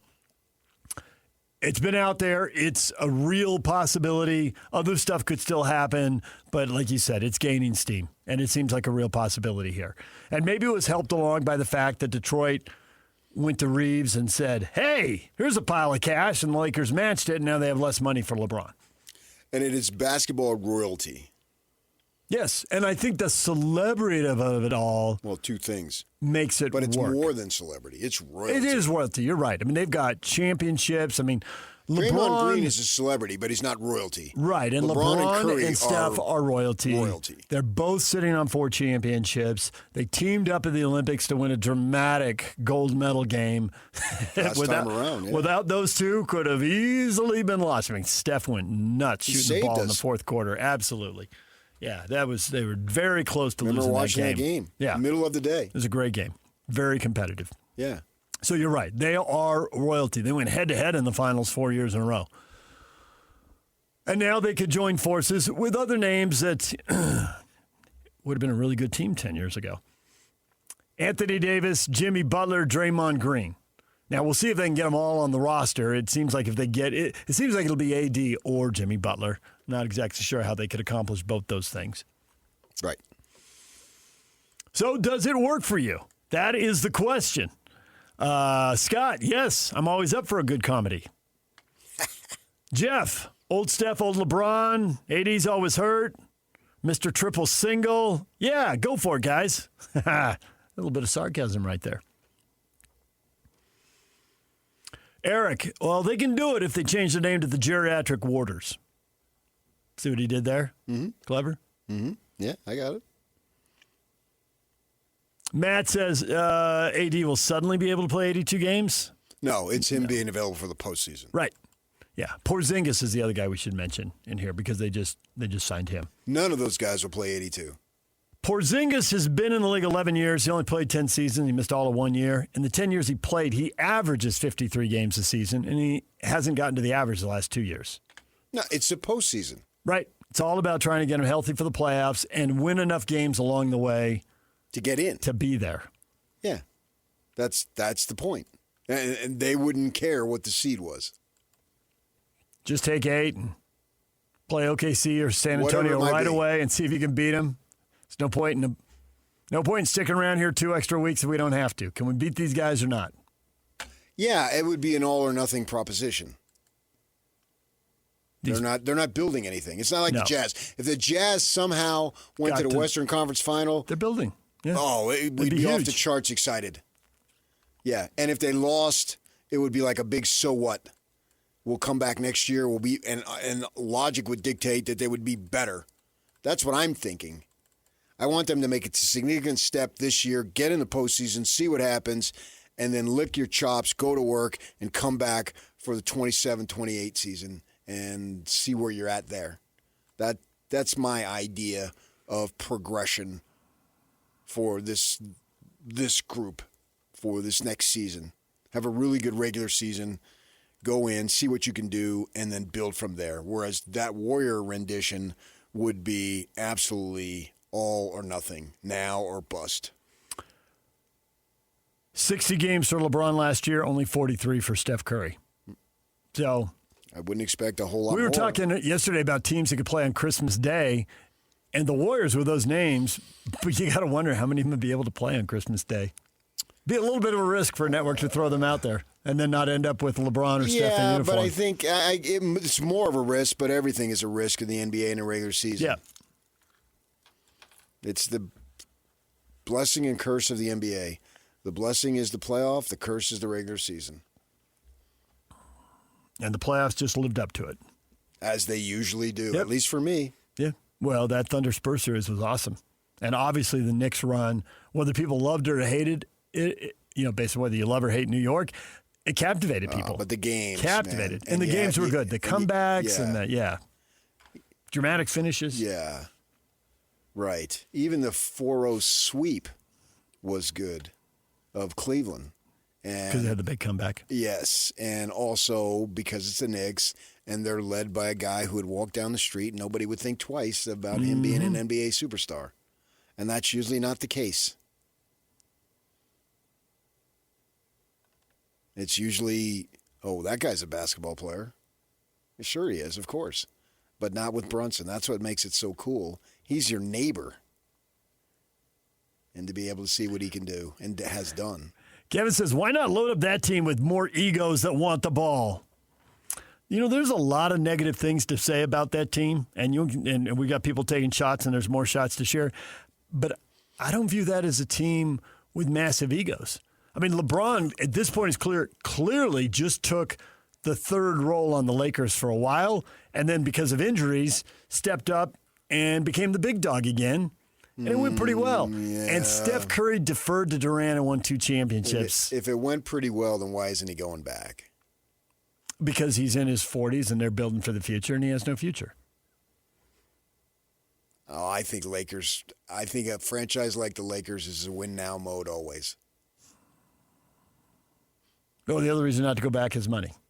Are they going to try to slide him into a $15 million slot? Which is what the Warriors are going to do. They're not going to get any more money going to San Francisco than he is staying. Yeah. I think he's got an ego, and I'm fine with his ego. I mean, he tends to make everything about himself. He does. Okay. All the best NBA players have an ego, but do they have too much ego and they won't share the ball? I don't think that's going to be their problem. Well, Green has no ego offensively. He's got an ego otherwise. Right, exactly. He has to say stuff. He has to say and do things to put himself in the spotlight. When he's done. He 100% does. Yeah. He's thinking, I'm generationally younger, and one day and there's Charles going to be a is chair in his for me. 60s and is going to phase out. Yeah. When Charles wants to go part-time, I'm part-time, and when Charles wants out, I'm full-time. Right. But I don't think on the floor I've got to have the ball. No, in fact, I think he's a very good team player. Right. He lets his emotion get in the way, and that's, you got to play with emotion, but he's over the top sometimes. The problem for them is they're going to be sharing the ball at the offensive end of the floor. And Davis has already played with James. Right. The problem is going to be at the defensive end of the floor. Well, not if Anthony Davis is healthy. But he's not going to be. But the playoff, that's. Do you think he can stay healthy for 2 months in the playoffs? He might be healthy for part of the playoffs. I get your point. They could sit him for the last. I think he can stay healthy for the playoff because it's far more regimented. You're there. You're not there, here, there, going constantly. I get that. And you're done with the back-to-backs. Yeah. The travel can actually, depending on who you draw in the playoffs, the travel can get pretty straightforward. You don't have 3 games and 4 nights in 3 different cities on the road. Right. It will be all basic. Right.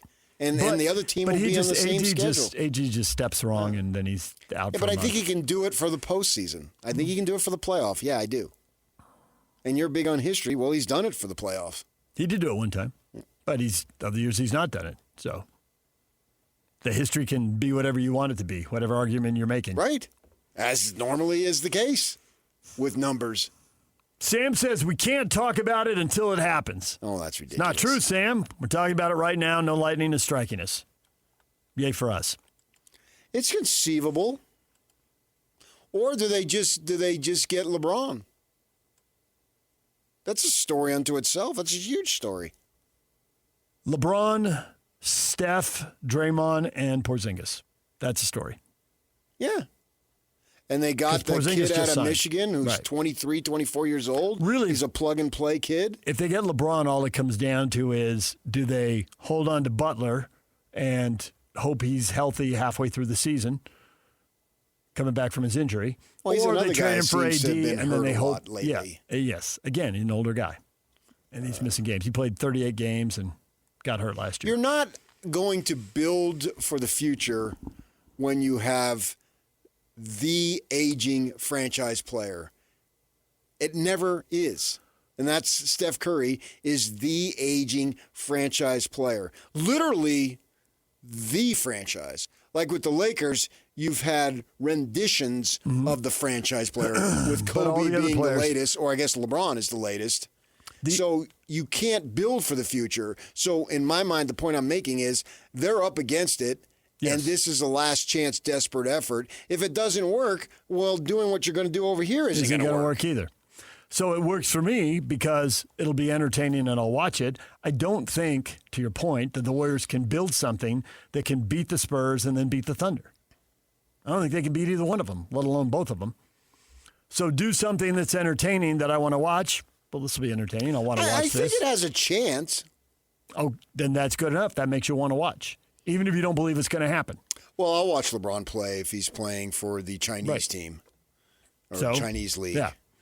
Well, and honestly, if LeBron does stay in L.A., that'll be good enough. With Luka Doncic, we'll watch that. Of course. So LeBron, assuming those are the two and that all the other stuff that's been speculated, Cleveland, Miami, New York, has been ruled out. I've watched him every step of the way. Right. And I'm not going to stop that. And the truth is, if he went to Cleveland or New York, or now that Miami has Antetokounmpo, we'd be watching them. Yeah. LeBron is going to be watchable wherever he goes. Right. They won't be on a team. I mean, Jordan at the end in Washington was not watchable. So it isn't a question of watchable. Yeah, but he sat out for a number of years. Those things never work. Right. LeBron hasn't he's gone. sat He was out. gone at least 2 years, maybe 3. Right. Yeah. Magic came back. That didn't stuff. work. Yeah. Yeah. That doesn't work. It doesn't work. They'll never recapture what they had. And LeBron has continued to play. He hasn't missed. Now he's sat out. He's been injured and so forth, and they don't need to play him 82 games anyway. But for them, what they're trying to do in a desperate situation to be competitive in Steph Curry's final years, that it's worth a shot. Now, I do think what's best for the franchise is to get on with the rebuild and have Steph Curry quit. But anything that you love that's become less of a time to do it, you're going to want to do it. That's just reality. Welcome to being a human being on planet Earth. Right. Yeah. There's the rare Barry Sanders, but if Steph Curry doesn't want to Barry Sanders it. Yeah, and that's football. And that is football, right? And you got all these collisions to worry about. Right. Who's done it in basketball? I mean, I can only think of a couple guys who've done it in football. In football, they still done what? Walked away. It was injuries. At the height of their power, out of choice. Injury. Barry Sanders and Megatron, 2 Lions? Oh, I think there's been a bunch here of late. They aren't They're stars, just not but you're right. all-time You're right. guys. They aren't all-timers, but you're right. We do hear about a linebacker who's pretty good, and he's out at 28. Patrick Willis. That's who you're talking yes, about. Willis is a good reason, but there's more than one example. There's several. Yeah. But you're taking You're the right. elite, and so happen they play for the same franchise, ironically enough, and they're awesome. But, yeah, there's been others, plenty of others, who've said, and football, and who's going to blame them? I mean, I can argue Aaron Darnold. Yes, you can. He had plenty of mileage, and they will welcome him back if he comes back this year. Yeah. Welcome him back if he comes midseason. Yeah. But that's a whole different reason. But I think that your thing about the Warriors is true, that this is how it ends. And a player, and you're having the fantasy, like you become the pro, you become the champion, you're playing with just one team, and this is how it goes. Oh, and he's the ultimate legend. It doesn't matter, Stockton, Nowitzki, Kobe, and the one outlier a little bit, not completely, is Tim Duncan. It didn't get too bad at the end. I think it was 2 years after his last NBA Finals appearance, he retired. I know there was slippage, but that didn't drag on the way, the 4 or 5 years that other teams have seen. Well, I think that the statue's here. John Stockton was 4 years removed from his last. Declined. Right, to 8. Yeah, they were an 8 seed and playing Sacramento. Right. I had somebody tell me that he would bet whoever was playing the Jazz, if they had a real good guard, he'd put money on that team because he would torch Stockton at the end. Yeah. He's 40 years old. That's the way it goes. Yeah. Doesn't take away from anything that he did. Nope.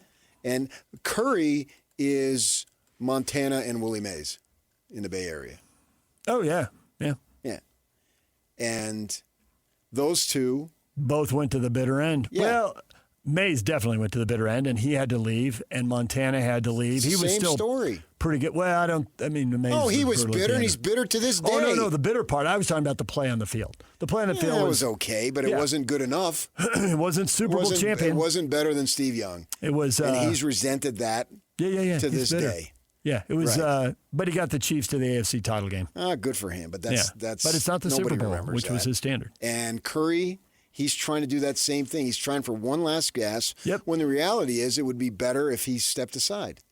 But he doesn't want to because this is who he is.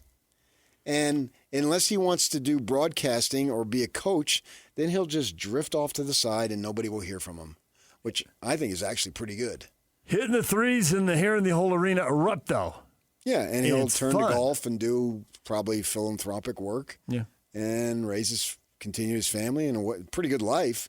But he wants to hold on. It happens to every one of them. Yeah, I think back in the day, Jerry West, I saw the documentary on Jerry West, and the retirement was somewhat of a surprise. It seemed like, boom, I'm out. It's quick. And people go, oh, that's surprising. But that's the unusual. Yeah, and to find that, you had to go back 60 years. Yeah, they just had the documentary on him. Right. I just watched it, like in the last 6 weeks or so. Yeah, I don't even remember what was on Netflix or something. I haven't seen it. I don't know. Oh, yeah, I watched it. I'll look for it now. Yeah, I watched it. My daughter has all that stuff. I don't have it, but I heard about it, want to watch it, and I did. And then he got out really quick. But for Curry, they want to try to win, and this is the only way that they could pull this off, if they pull it off. If they get the guys, and then if they win. I don't see another path toward it. Being competitive in the postseason. They got no choice. This looks like the best option available. Yeah. There's nothing else. There's nothing else being rumored or speculated that sounds even close to as good as this. And then worry about 2030 after. I get it. Just hit reset and start all over. Yeah. And then it's a question of how long before they hit. Before they're great again. Yeah. It may be 15 years. Easy. Could be longer than that. Or it may not be. You don't know. And how this new lottery thing works, I have no idea. Yeah, with the new lottery thing, and no one thinks it's really going to work and thinks it'll change again in 3 years, so we really have no idea. Right. But with the Spurs with Wembanyama, they hit big time, but they still need a little more than a decade to turn it around. So it'll be a while. So I say, even though I have high doubts that it would be the success that they're looking for, why not try it? Because what other option do you have? DJ and PK, it's 97.5, the KSL Sports Zone. The Jazz start spending money, announcing a move. Nurkic is back. We'll get your reaction to that next, right here on The Zone. Welcome to This is Jay Scott and Ben Anderson.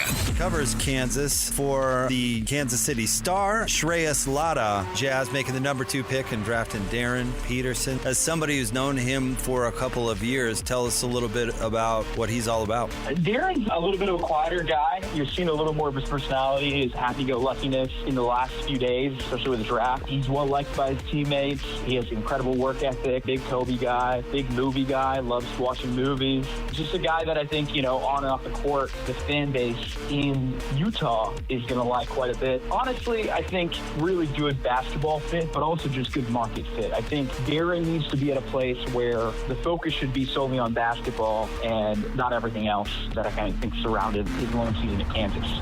Catch Jake and Ben afternoons from 2 to 6 on 97.5, the KSL Sports Zone. Make game day yours. Tickets, food and drinks, stats, and streaming. Everything you need is in the Utah Mammoth app. Download today and make game night easy. Download on both Android and iPhone. Tusk Top. Evening. Buyer's remorse. Buy a new car? I'll be moving in. Let's get started. Sorry, I think there's been a mistake. I bought it from Carvana. You what? Yeah, great price. I even have 7 days to love it or return it. So there's no... No buyer's remorse. More like buyer's rejoice. I guess I'll let myself out. Congratulations. I mean it. Buyer's rejoice. Buy your car today on Carvana. Limitations and exclusions may apply. See our 7-day return policy at Carvana.com. DJ PK, it's 97.5, the KSL Sports Zone. Jusuf Nurkic returns to the Jazz, 2 years, $22 million.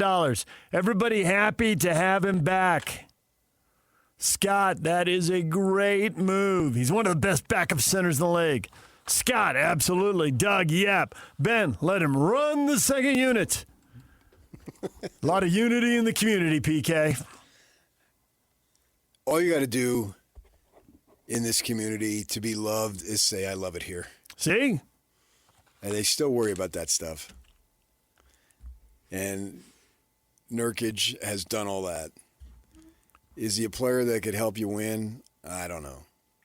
He's a good enough backup center. And why has he moved around so much? Because he was a starting center for a long time. Yeah, he didn't move around as a backup. And also, I think it's the nature of backups, they move around. Well, if he's good enough, why do they move around? Save money. He tries to go somewhere and be a starter. New management comes in. They got their guy that they like and they trust. People want their own veterans. And one of his moves was in Denver. Win. One was in Denver, and they got the Joker, so they didn't need him anymore. That's why he went to Portland. Well, I don't know what went wrong in Phoenix, other than that was not a good year, and was the locker room. They couldn't wait to get rid of him. Yeah. But they change things up all the time in Phoenix. That was a pretty good year last year. Okay, then why did he move from Portland?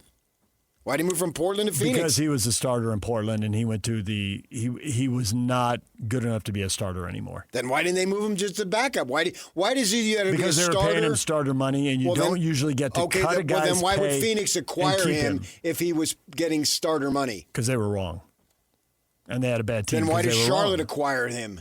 I don't know what happened in Charlotte, other than none of us ever know what happens in Charlotte. Charlotte's just a black hole. You got an answer for everything. Well, I do. As a matter of fact, congratulations to me. PK, it's the Atlantic Division. Yeah. Just watch your other TV shows in there. We don't need your help right now. We'll let you know if he needs Timothy Amber Thiessen music. Hey. Saved by the Bell is a legendary show. Okay. I mean, he was a starter in Denver. His first season, he played 62 games and started 27 of them. Yeah. He was a starter in Denver. His second season, he played 32 games and started 3 of them. He was a starter in Denver. His first season, he played 40, third season, 45, and started 29. He was not a starter in Denver. Joker came along, right, but he went to Portland and got starter money. He started some. But why didn't, if he was such a great backup center, why didn't Denver keep him? Because they were paying him more money, would be my guess, but I don't know. Go back and look it up. He's okay. He's good enough, PK, and that's why people move on sometimes, because the team thinks they have somebody else, or they have somebody else for less money. I mean, you're the one living in the past now. I thought I got to live in the past. When Because did you you get to live in the told past? me he was a starter in Denver. It turns out he wasn't. How many games did he start in Denver over 3 years? I just read the numbers. You want me to read them again? Over 3 years, did he start like 80 games? So he's a part-time starter, and the Joker emerges and he moves on. So that's why he moves 32 on. games in 2015-16, he started 3. Okay. That's not a part-time starter. I thought you said 32. 32 games played. 32 games played, he started 3. Spot Is that starter. when I have no idea. I'm just saying. He's had 2 And years he that shot got 41% from the field for a center, 61% from the free throw line, and a whopping 5.5 boards a game. I mean, come on. He's had 2 seasons that got wrecked by injury. He wrecked his leg, and I think he had a shoulder injury. So that Oh, man. is I don't know. also 2 helps seasons? derail him. He Yeah. played in Portland. He played 37 games one year. He played 56 games one year. He played 52 games one year. In Phoenix, 25 games one year. So is he not good enough to be the backup then? I mean, I think he's good enough to be the backup. You seem to not think he was good enough to be the backup. Why did he move around so much? He wants to be a starter. He's not quite good enough, especially when he has the 2 major injuries. But at this point, isn't he good enough to be the Jazz backup center? Depends on what you're looking for. 2 years and 22 I think million? the fact that he liked it here, he put up really good numbers here for a losing team, if that matters. I don't think it's a big deal. I think I'm fine with it, but I don't think it's going to determine winning or losing. Can he come in and make 1 or 2 plays Sure. for you? Yeah, and that's I'm fine with what's- it. Yeah. But I wouldn't. The comments you're reading, act like this is a great signing. Well, I don't fans- think it is fans- because he likes it here. Fans tend to That's what I'm love the saying. players on their team, especially if the player loves them back. That's Yeah. what I said. Yeah. In this city, it's such a big deal to be loved back. I would be fine with a transactional dude who came in here and said, hey, they're paying me the money. I'm going to come in here and ball. I'll give you everything I got. I think and that's- then when I'm done, I'm out of here. Isn't that the mindset a year ago when he came here? I thought he was transactional guy. Thought it was short term. He'll play. He'll make some money. They need a backup center. They've got a bunch of kids. Mix a veteran into it. That would probably help.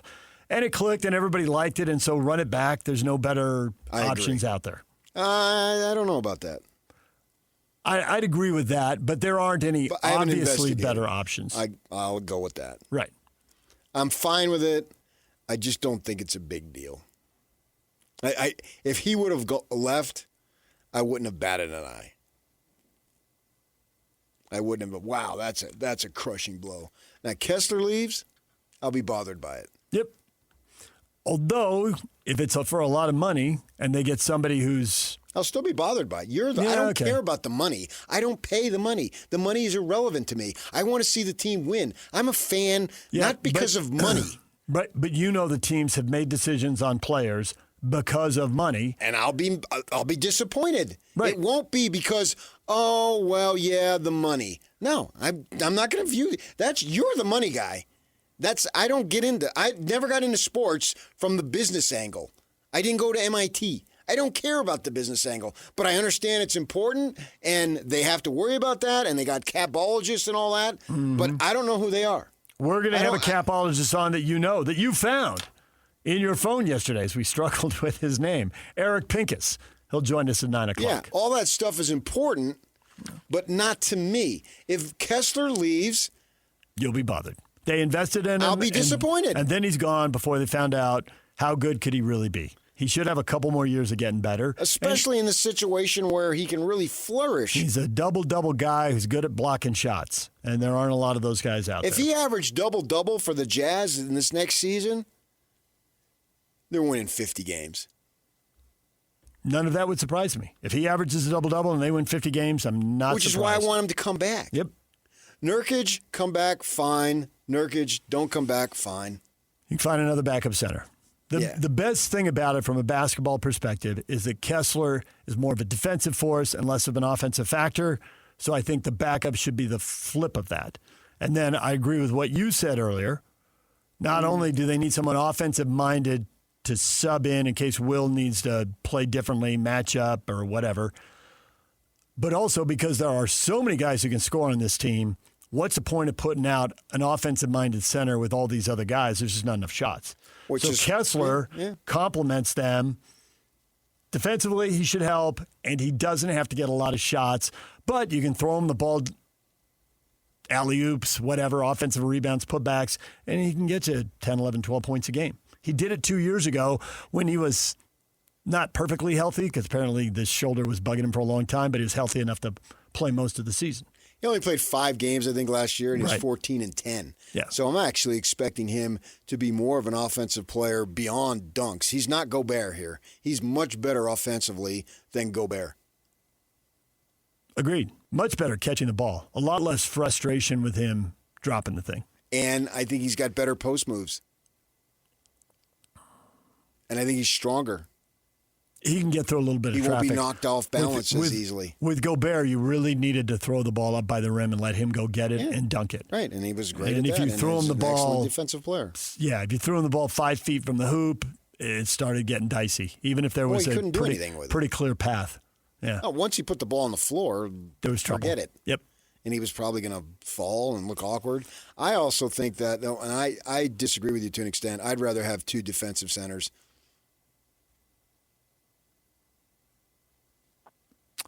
Yeah, I can see why you say that. I mean, there's so many guys who can score it on this team. Right. But I do think that there are times, and it'll help some of these guys and may really help Peterson. When Peterson needs to get easy buckets, when he goes through the inevitable shooting slump, if he's out there with Nurkic, they've got to go out and defend Nurkic. It'll be easier for him to get a layup, stop struggling, get another layup, stop. So it will make it easier for the guys in this team who want to drive to the hoop, who want to slash.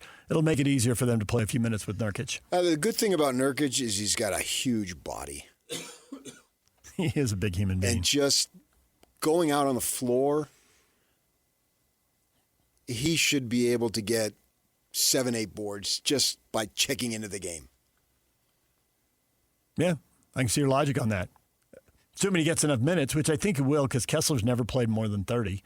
So I would think there's at least 10, maybe 15. I won't be surprised. I know Jackson isn't a center, but I won't be surprised if he plays some of the minutes at center, because depending on who the other team has out there. And relative to the way the game is played now. Exactly. It allows that. And there'll be matchups. You don't want him going out there and matching up with Wembayama and the Joker and all. I mean, that's just. That's why I want to not good. see coaching this year is going to matter more than it's ever mattered for Will Hardy. And how creative does he get? Yeah. Because he has the ability to, or the opportunity to put out all sorts of lineups that can make the other coach think, oh my gosh, what are we going to do? Right. With the height, the athleticism that the If tall they guys zig, have. yeah. If they zig, how do we zag?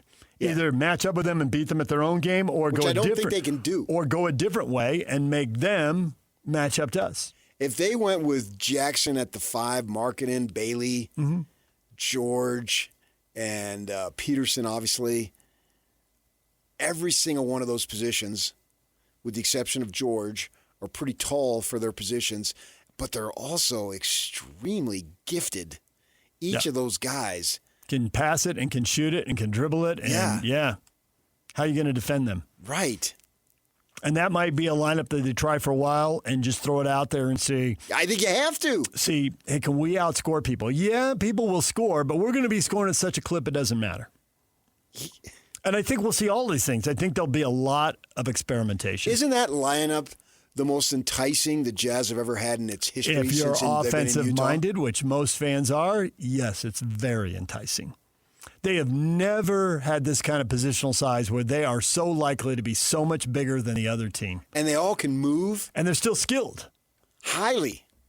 So yes, it's very intriguing, and it's why we do crazy things about talking about why a 60-win team or 60-loss team might turn around and become a 50-win team.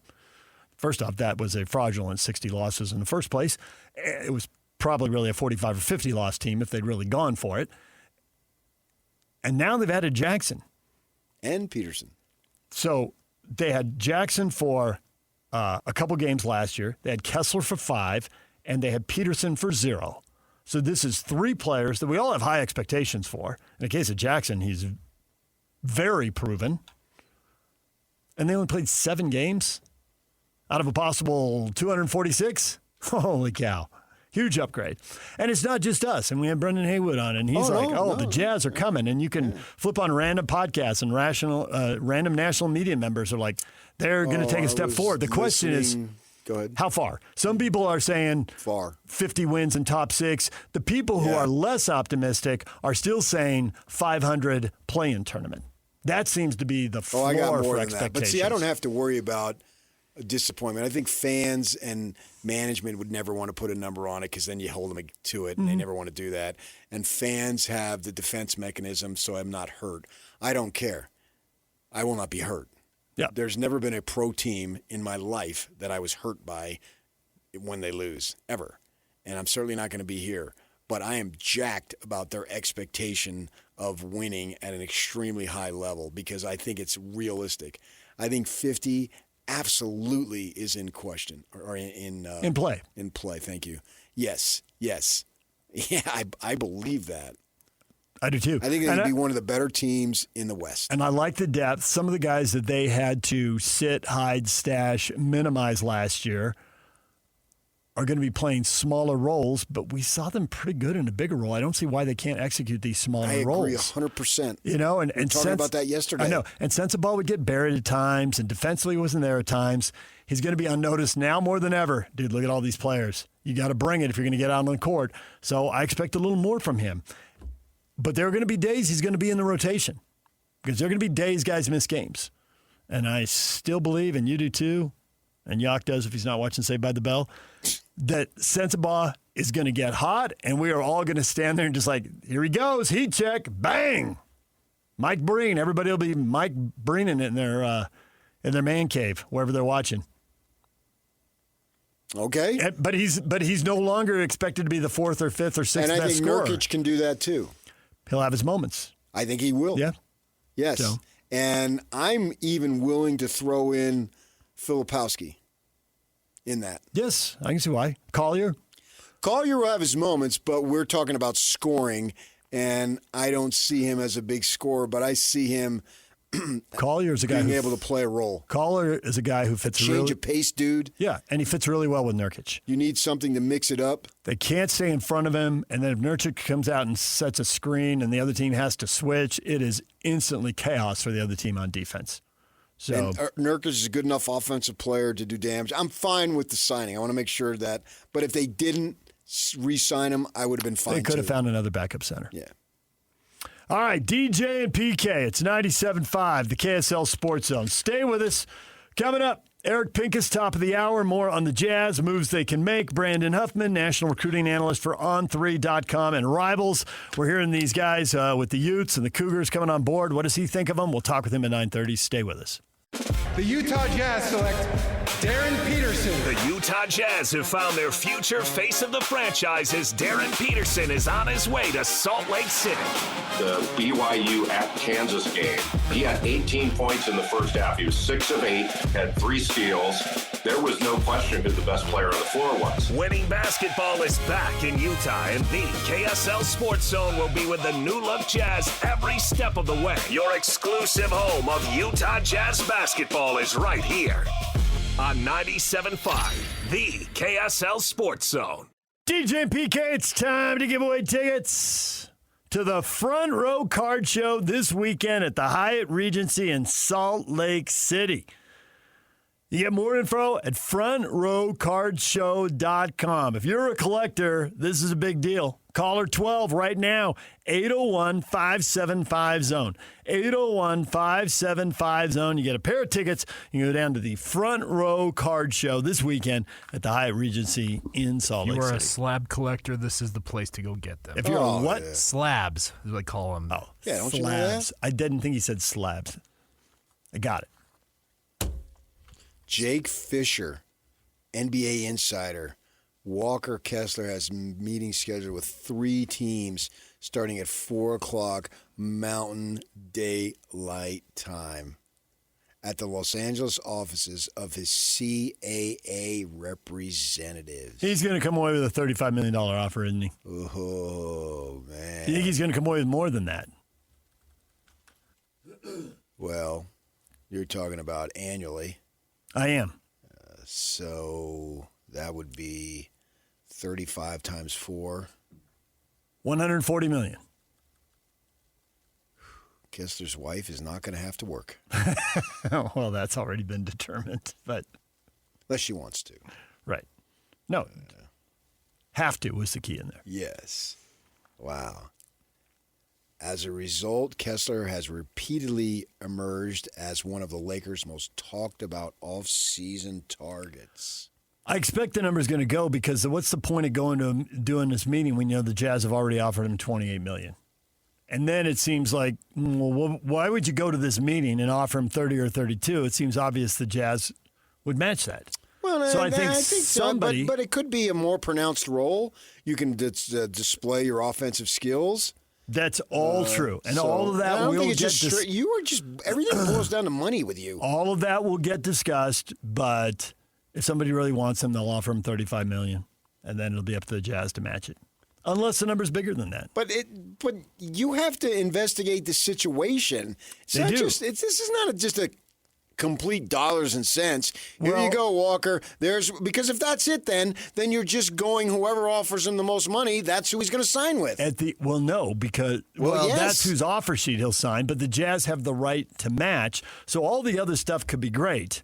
But if the Jazz match the money, that's all that matters. But he doesn't have to sign an offer sheet. He could come back and say, "I'm good to go with you guys." He could. You acted like he's just going to go out there, whoever offers the most money, that's who he's going to sign with, and then it's up to the Jazz to match it or not. I disagree on that. It's a human being. Where do you want to live? What's the organization? Who the coaches? Who are the teammates? All these things. What's going to determine your happiness? All of that will get discussed, but at the end, the Jazz will either match it or they won't. Again, they may not have to match anything. They may have the best offer.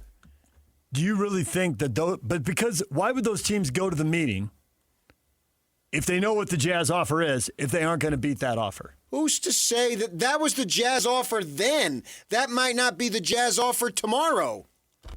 They don't have to, Jazz just don't have, the rules don't require them, because he's restricted, just to sit there and then wait until, okay, Austin, here's the offer. No, they could go and say, hey, man, don't meet with the Lakers. No, we'll give you 32 right here. You got everything you want. You got the credit union that you can make money on. You wear that dumb green uniform, and away you go.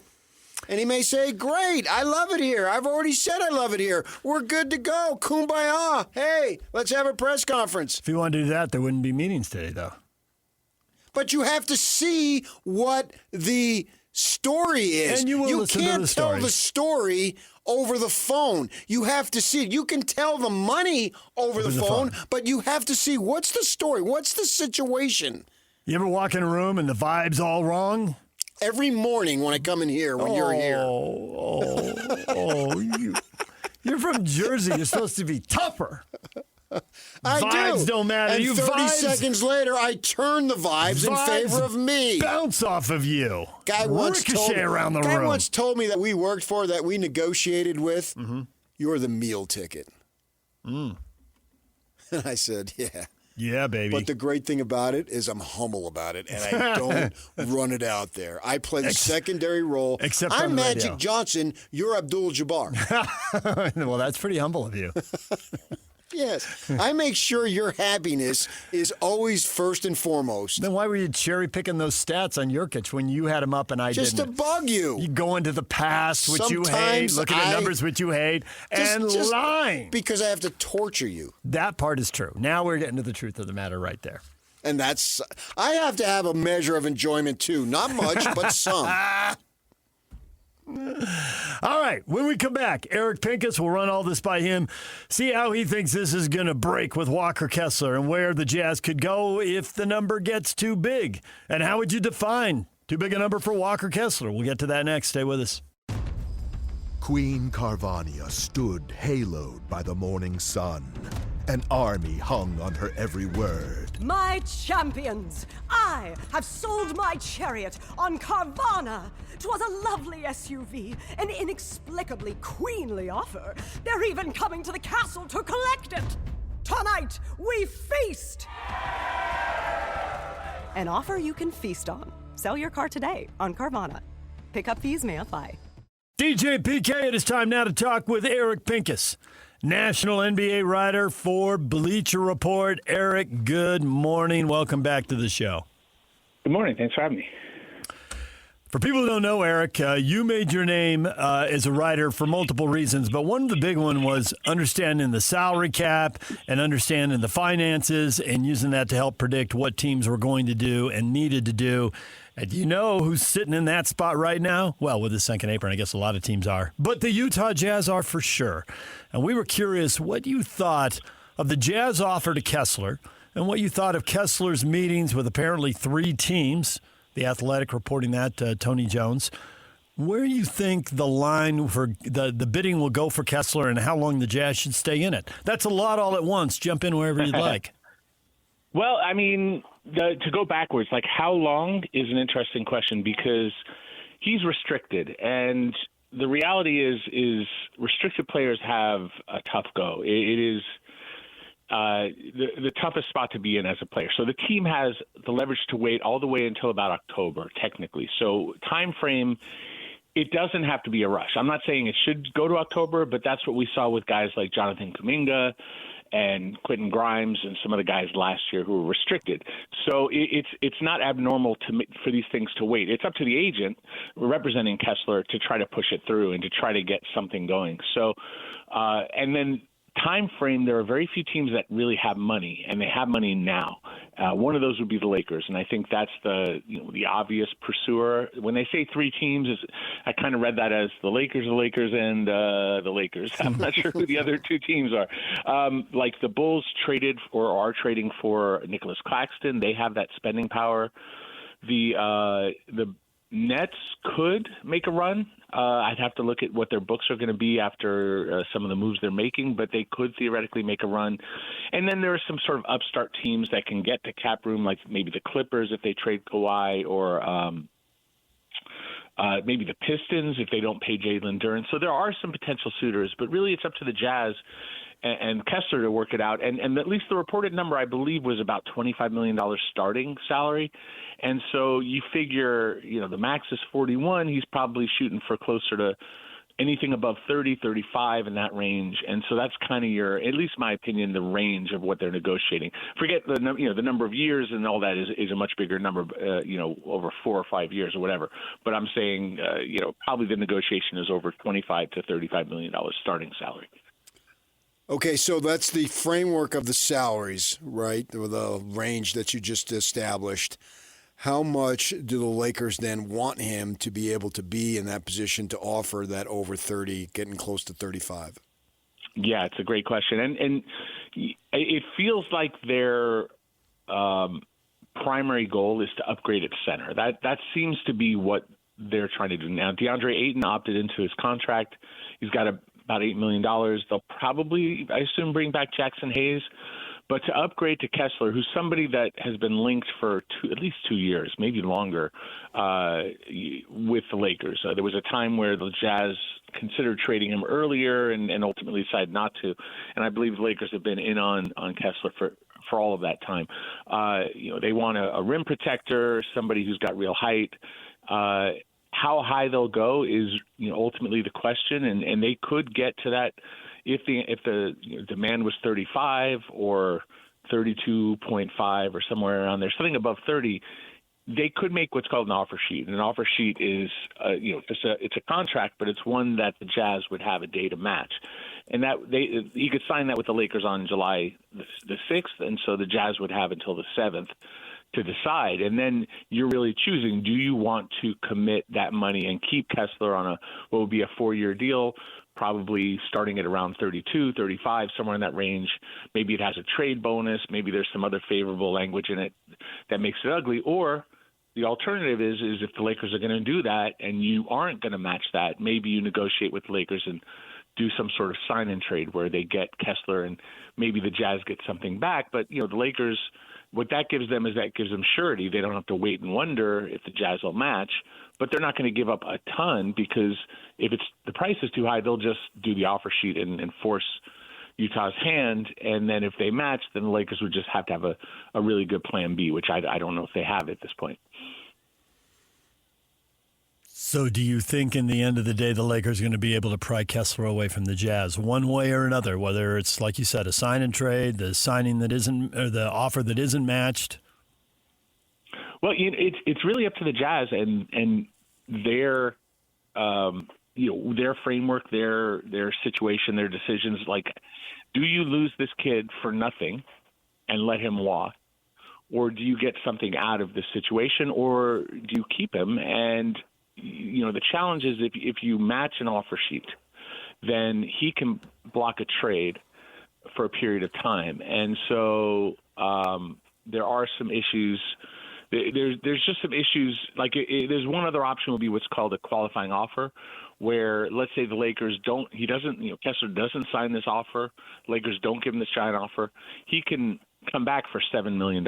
And, the challenge there is also trading him becomes difficult for a lot of, various reasons. It's difficult to get value because he can block a trade. The team that gets him doesn't really have the right to pay him significant money. So it's really up to the Jazz. You obviously know the Jazz have, Jaren Jackson and Lauri Markkanen. And then there's a report that they're keeping Nurkic.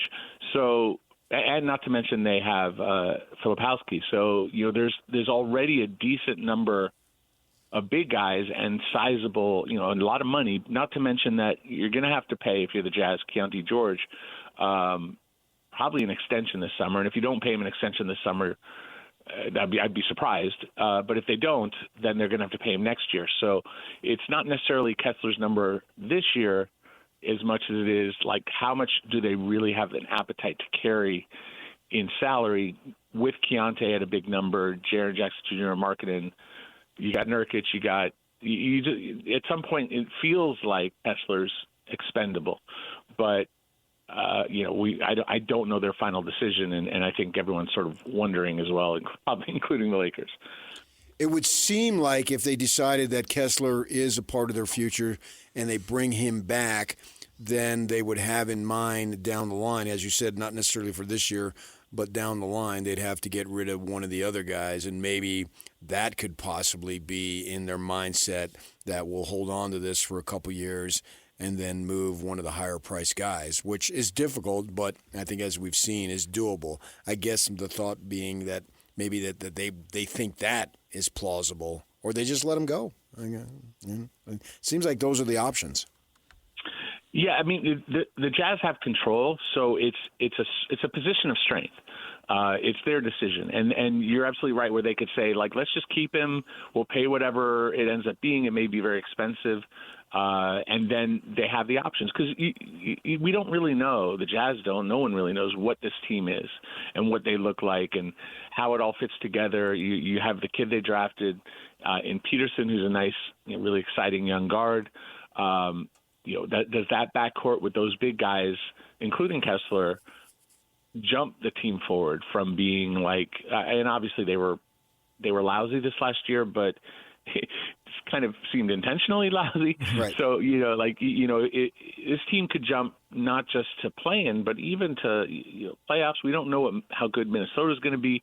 I don't think they're catching up to the Thunder or the Spurs, but the Nuggets we're still waiting on. What are they going to be? But the Jazz can make a run, and I'm not saying it's a run to the finals or anything like that, but they could be a serious team. And with that in mind, wouldn't you want good players? And like obviously, if the Lakers did a sign and trade, or some other team did a sign and trade, you're going to get something back. But there's like a Dalton Connect, move the needle. They've already had Jared Vanderbilt. Like, I don't know that he helps.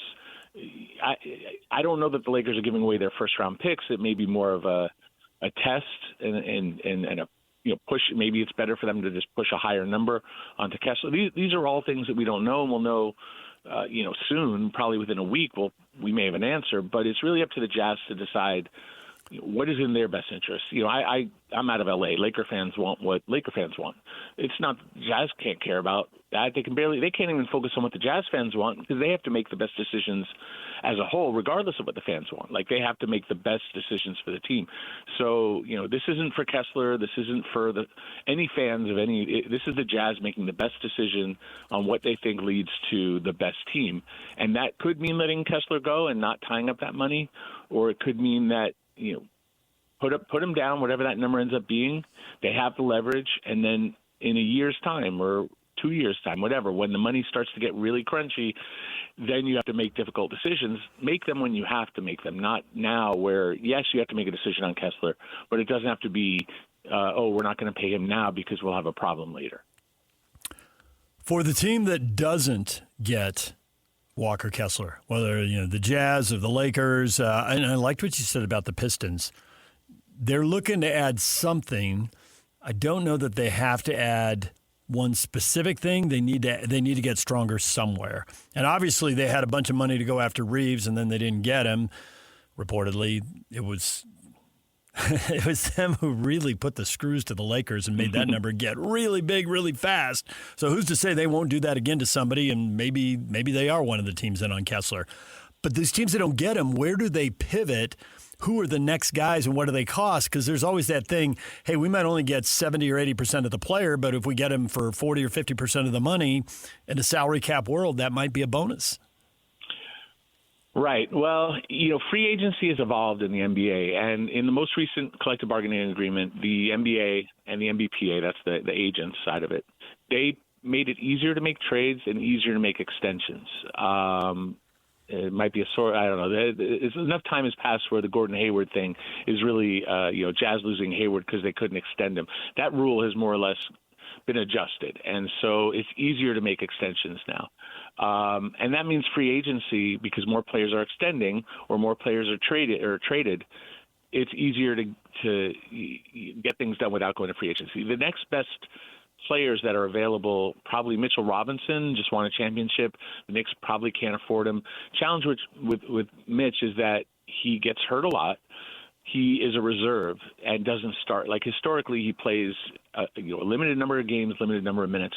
Same thing with Robert Williams III, who is really nice player in the playoffs, like has experience. He's somebody who is going to help any team. However, same issue, barely plays, the kind of guy you want to just make sure he's healthy when the time comes and can help you. And he was really positive for the Blazers. There's vets like Vucevic. There's a guy, John Collins, who's not really a center. He's more of a power forward. I wouldn't want him as my center per se, but in a pinch he could certainly play that. Mo Wagner may leave Orlando instead of staying in his brother's shadow. But the list, Andre Drummond, like the list starts to get Marvin Bagley, more of a power forward, Jock Landale. It's not like a great market, and we may find like there's another trade to be had with some other center who needs to relocate, but it is not this robust market of there's these incredible players. But there's one other guy I'll mention. Try not to say it, Mammoth Kavili. I've been saving it because I'm not great at pronouncing his last name. And he's more of a power forward who can play some center, but he's somebody who's a good option, I think, for the Lakers as well. Or anybody who just needs he's a good scorer, he's tough, he's physical, thought he had a good year. So there's guys out there, Kevon Looney, there's guys, but there's no one on the other than Duren, other than someone stealing Duren. Those are the two mainline dudes who can start for you, who who can do a lot. And Kessler is even a question mark. Missed almost all of last year, but you're assuming that he's well past that injury. How about the Lakers and LeBron? Obviously the Warrior thing has been heating up, and what do you think is going to happen there relative to the money that they're going to offer and what he's looking for? Well, I don't think they can go back to LeBron at $50 million because all these conversations we're having, basically evaporate if they're paying LeBron that full money. They're paying Austin, they're paying Luka. They don't really, they have Ayton. There's just not a lot of money on their books outside, I guess, Vanderbilt. But if you put it all together with LeBron at $50 million, then there is no real chasing of Kessler and all these other things. So I think plan A, B, C for the Lakers is to find a way to upgrade properly around Luka Doncic. Like what he does is, he's a creating guard/forward, and you have Austin Reeves, who's a creator, creating his own shot, creating shots for others. That's what Luka does. Now you put in LeBron, and you're adding another creator who can score and create shots for others. And so, it kind of works. They got to the second round, although Luka wasn't healthy. But it's duplication at that role, whereas they don't have anything else in the other roles. Like you need shooters, you need athletes, you need defenders, you need size. They have so many needs, and if they put all of that into LeBron, that's a problem. So if it's not 50, what's that number? And if the Warriors can only offer up to 15, can the Lakers offer 20, and that's enough for LeBron? And can they go spend on Kessler and or Dern or other guys and still have $20 million and pay LeBron $20 million? And it gets really dicey and really difficult really quickly.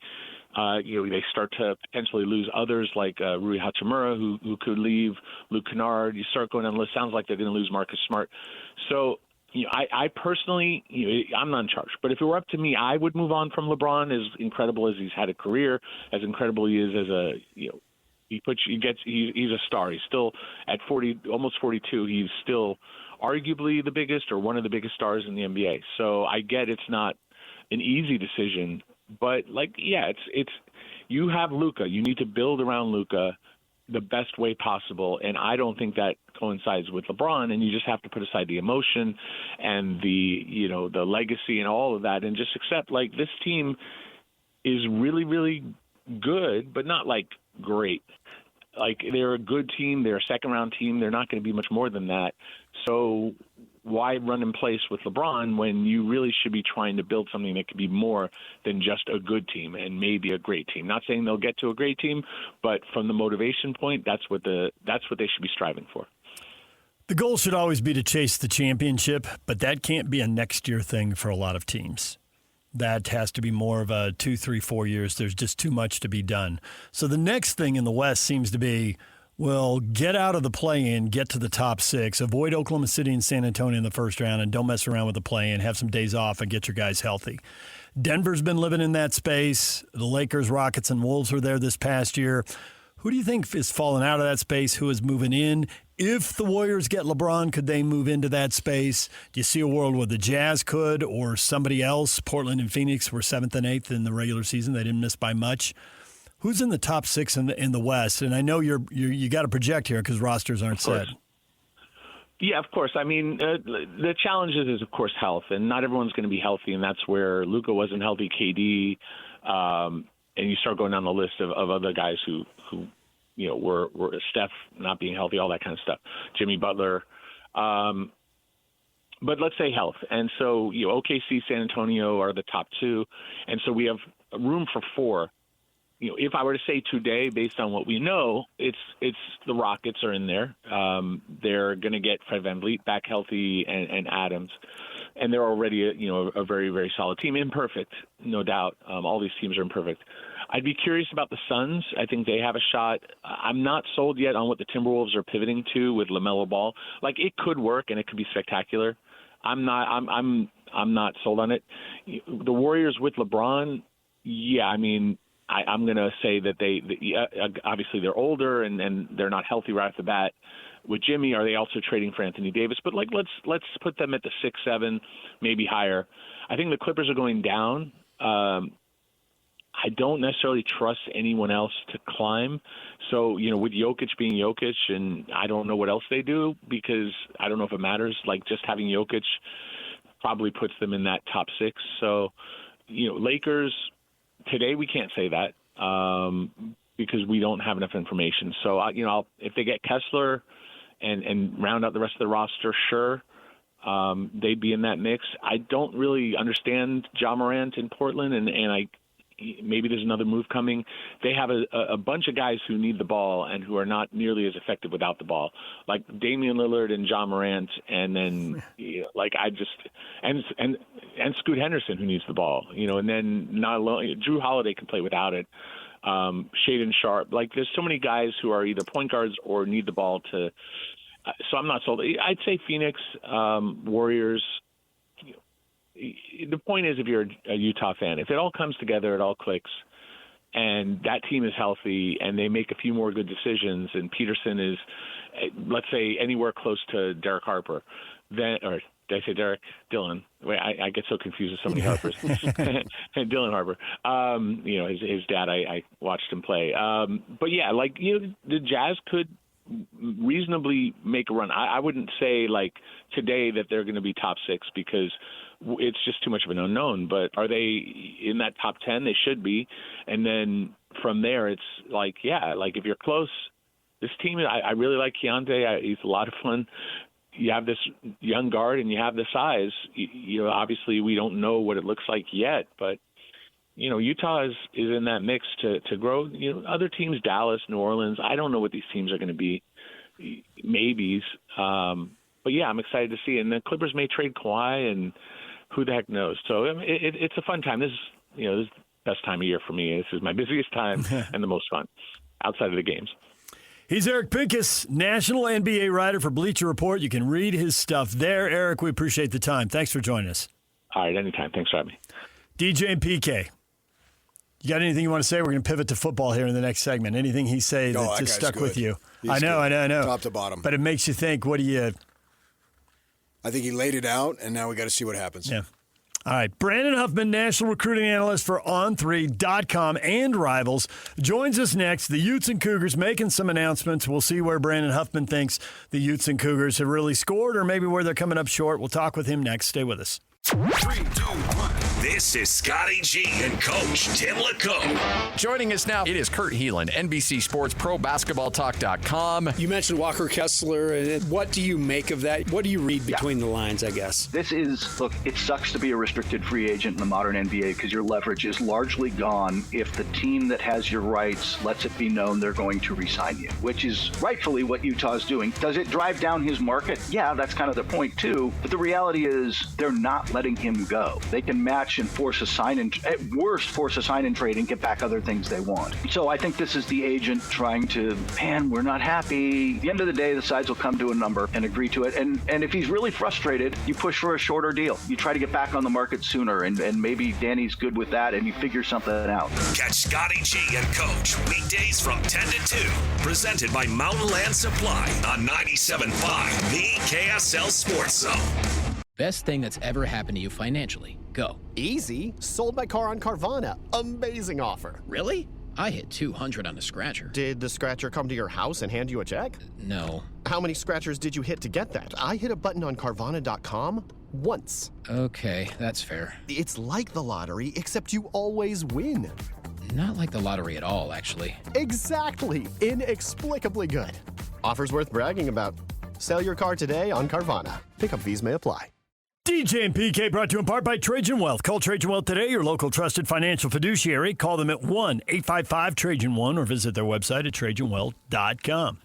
I bet there are a lot of people who work at Trajan Wealth who would like to know how the recruiting is going for Utah and BYU. And fortunately, we have Brandon Huffman here, national recruiting analyst for On3.com and Rivals, to talk about exactly that topic. Brandon, good morning. Good morning. How you guys doing? We're doing well. We are curious how the Utes and Cougars are doing. It'd be easy to ask you who the best recruit they had is, but maybe there's one that maybe surprised you more or you think is more undervalued, someone that they should be excited about that they don't necessarily know about because they're not sitting on the most stars and haven't been talked about since they were, 15 or whatever. Mm-hmm. I would say each school has a guy like that. I really like what Utah has done, coming out to the state of Arizona, where I now live, and getting a commitment from Jonah Lubno, who is a quarterback. I got a chance to see him play back in October. I mean, he's 6'3", 215 pounds, and kind of was a late emerger. Most of his recruiting attention had come from the Big Sky, but there's a guy who's 6'3", 215, and he's running an 11 flat 100-meter time, so he's a big athlete. Wasn't blessed with enormous amounts of skill position talent, and Utah kind of played the long game, obviously understanding that Brody Rudnicki, who they had targeted, was going to serve his mission and wouldn't be a 28. So they made sure that they got a 27, and they got Lubno, who's a big athletic guy who can run, which I know Utah is looking for in a quarterback. They want somebody that can get around and move out of the pocket. But now if you can get it from a guy who's 6'3", you're absolutely going to take somebody like that. And then I think on the BYU side of things, I really like Titan DeJong. I think he could play a number of positions. I think he's just a football player. And I think that's one of those phrases that, I throw around when a guy is, you put him in a position, he's going to make a play, whether it's on offense, whether it's on defense, but he's just a guy that's a football player. So I think from a value standpoint of a couple of guys that aren't necessarily rated super high, those are guys that I think are going to do some damage for the Utes and the Cougs respectively. For 20-some years under Kyle Whittingham, they had a pattern of recruiting, right? Wasn't necessarily the highest-ranked kids, but they'd come in, be tough-minded, get better, and go on to the NFL, many of them. We've seen that. And now, obviously, he's gone. Morgan Scalley is somewhat of a disciple of Kyle Whittingham. Just from a general overview, has the recruiting changed much at all, or anything that you've noticed that is different? Or is it more of the same? They still get those same types of players? Because it seems here of late they've been getting a bunch of commitments. Yeah, it's funny you say that, because we were just having this conversation up at the opening finals this weekend that nobody has consistently made recruiting sites look bad than Utah. They go get a player that nobody knows of, or that they beat out maybe some, G5 schools for, and then they develop that guy into a draft pick, or they develop that guy into a conference player of the year. And so I think that that's what Utah's always going to do better than just about anybody in the country, is evaluate and develop. And I think that even though there's been a changing of the guard from a staff point of view, I don't think that that's going to change from a mentality point of view. I think that's at times you see, there's exceptions like a Kirby Smart and a Dan Lanning, a couple of defensive guys who, have the resources available and the draw nationally to go get elite classes. Nick Saban did as well. But I think a lot of defensive coaches, they want to win with an identity. They want to win with toughness, and they're going to go find guys that fit what they want to do schematically and aren't necessarily the guys that have the most stars, that aren't ranked the highest, but they're going to be the guys that they know fit into this program. And, I look at a couple of defensive linemen that they've got. Guy like Tiki Teeples, Jack Henderson, where Utah was Jack Henderson's lone Power 4 offer. I think Tiki Teeples had maybe one other Power 4 offer, and it came from Oklahoma State early on. Then Utah offered. Then a couple of the Big 12 schools started to get involved, but Utah was one of the first schools in on him. Well, where has Utah consistently and traditionally done the best job of not just evaluating, but then developing? It's been on the defensive line. So these guys are kind of, boilerplate for what Utah has done so well, going back to Kyle Whittingham's, when he really took off in the Pac-12. And I think that's going to continue under Morgan Scalley. They want to beat you up front. They want to beat you with guys that are bigger, stronger, tougher. And I think that none of that's going to change, because that's kind of the mentality that Morgan Scalley wants his team to have. And I think there's two guys in this class that kind of speak to that. Over the time Kyle was here, we got used to exactly what you said as far as the line of scrimmage. The secondary was always really good. Over time, he upgraded the linebackers and the tight ends. Running backs were usually really good. There were two positions he struggled to recruit. One was quarterback, one was wide receiver. Now, quarterback got better. They got 2 really good years out of Huntley, and he started for 3. And they got 2 good years out of Cam, and he was hurt 3 other years. And they just got a good year out of Dampier in the transfer portal. So quarterback was getting up to speed, and you've addressed that a little bit with the kid they signed out of Arizona. Wide receiver never got figured out. Is there any sign that Morgan will recruit wide receiver differently and better, or should we just think, hey, the acorn didn't fall far from the oak, and you're not going to be perfect, so that's just going to be a bit of a struggle there, but they're going to be good at a lot of other positions?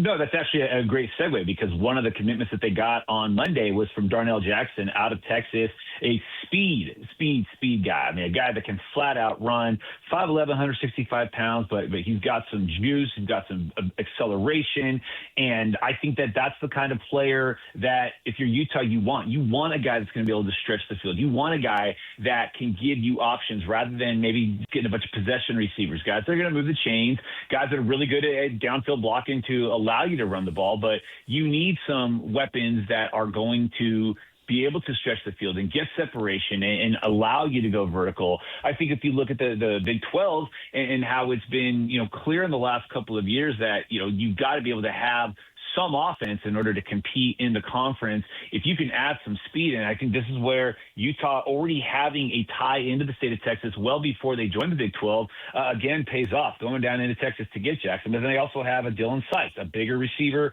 out of Southern California. They got Jackson Nikahu from right there in their backyard at Davis High School, who is another kid that can run. He's not the biggest. He's about 5'11", 185, but he can run too. So I think that there has been a kind of a clear expression of desire to get speed at the receiver positions. And, they're not going to go away entirely and become this, air raid, run and shoot offense like we saw in the 90s and the 2000s in college football.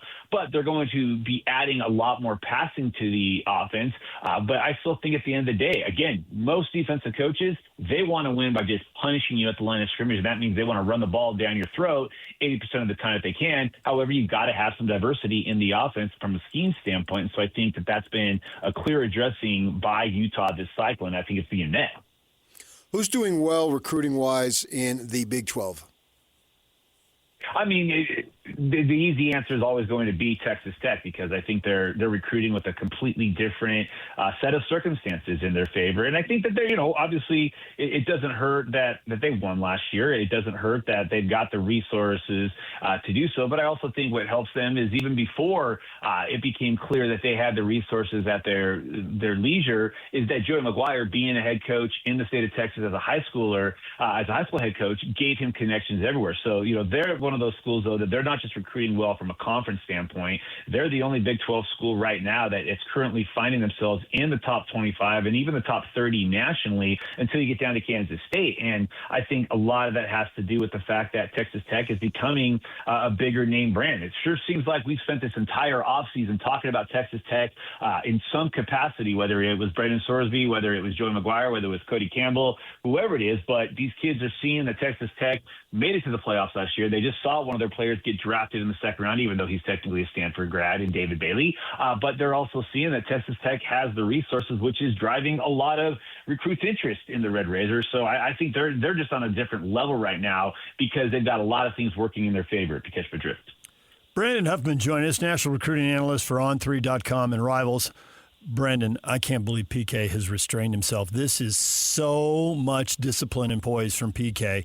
You brought up kids leaving Arizona. He went to Arizona State. We've been doing this show literally for decades, and he's always said the Arizona schools struggle to bring kids home. This transfer window's helping them bring kids back. They're getting a little bit there.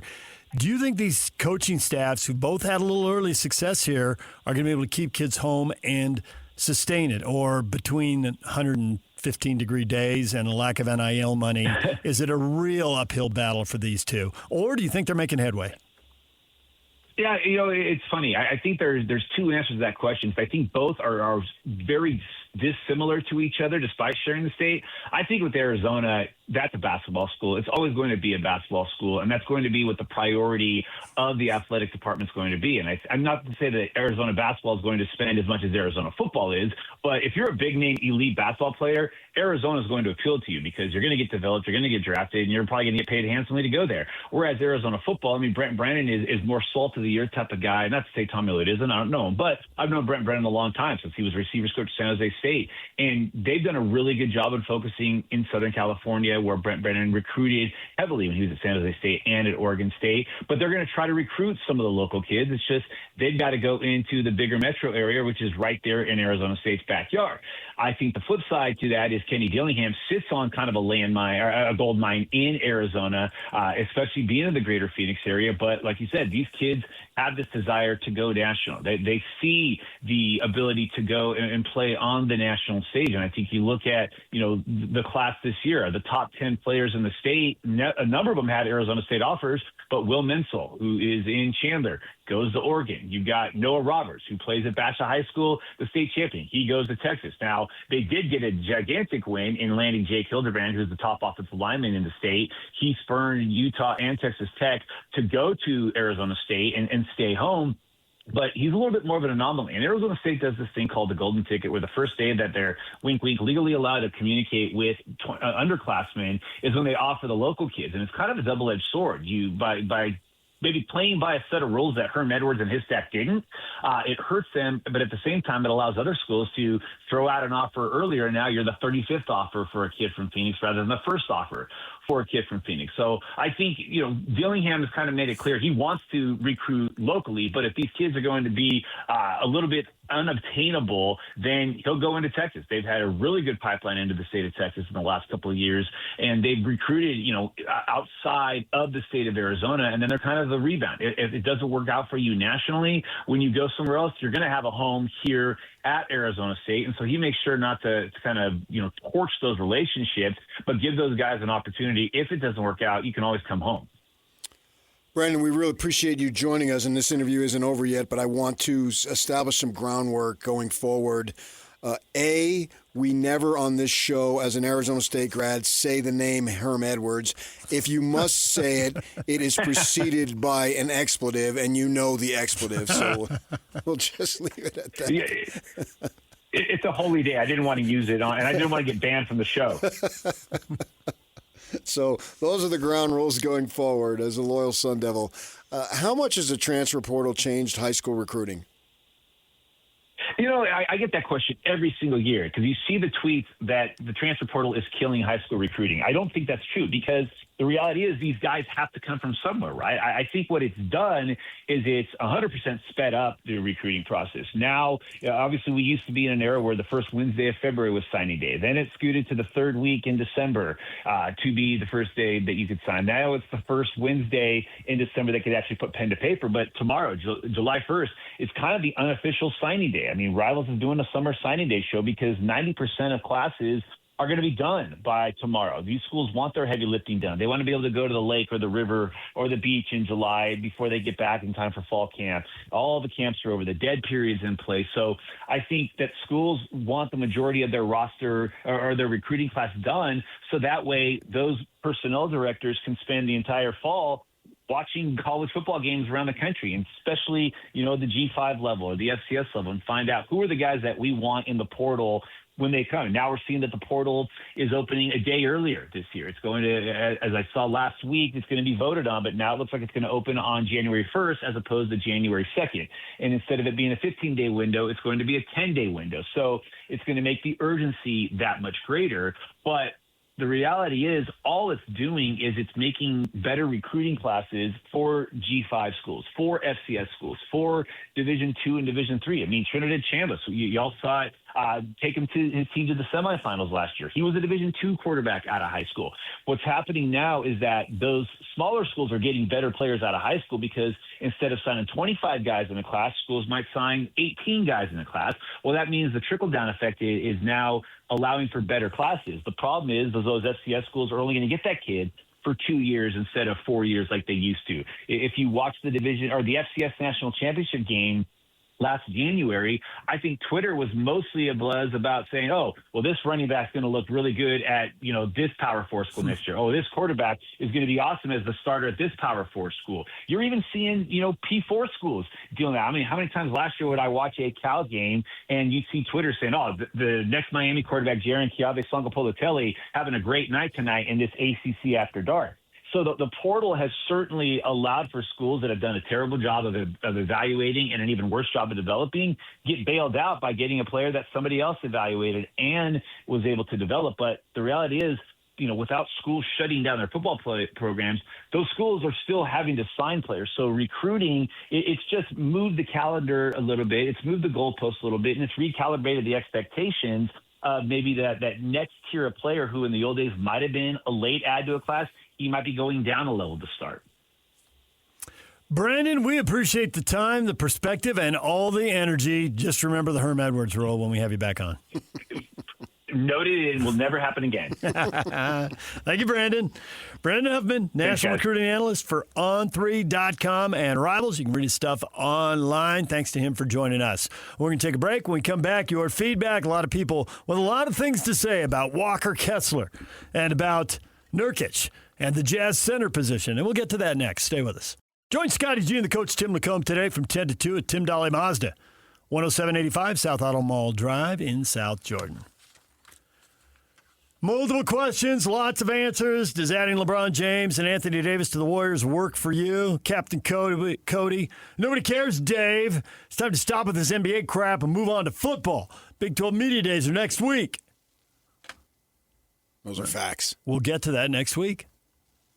Hold your horses. Right? Or in your case, saddle up your horses because you're riding to Texas. Yeah, I think I'm flying, but... Yeah, well. Leave a little room for a little creative interpretation. Yeah, we'll be down there doing the thing, and then at that point, I think it's basketball right now, heavily, Jazz heavy, and then next week it is certainly football heavy, and then for the next 2-3 weeks, it becomes both.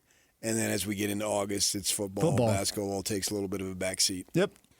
Utah Sanders says, that Warriors roster works for me. It's good job security for trainers and masseuses, but it likely does not work so great for a championship run. And he does spell it championship, CHO. So good work by you. Don't forget the Kairos.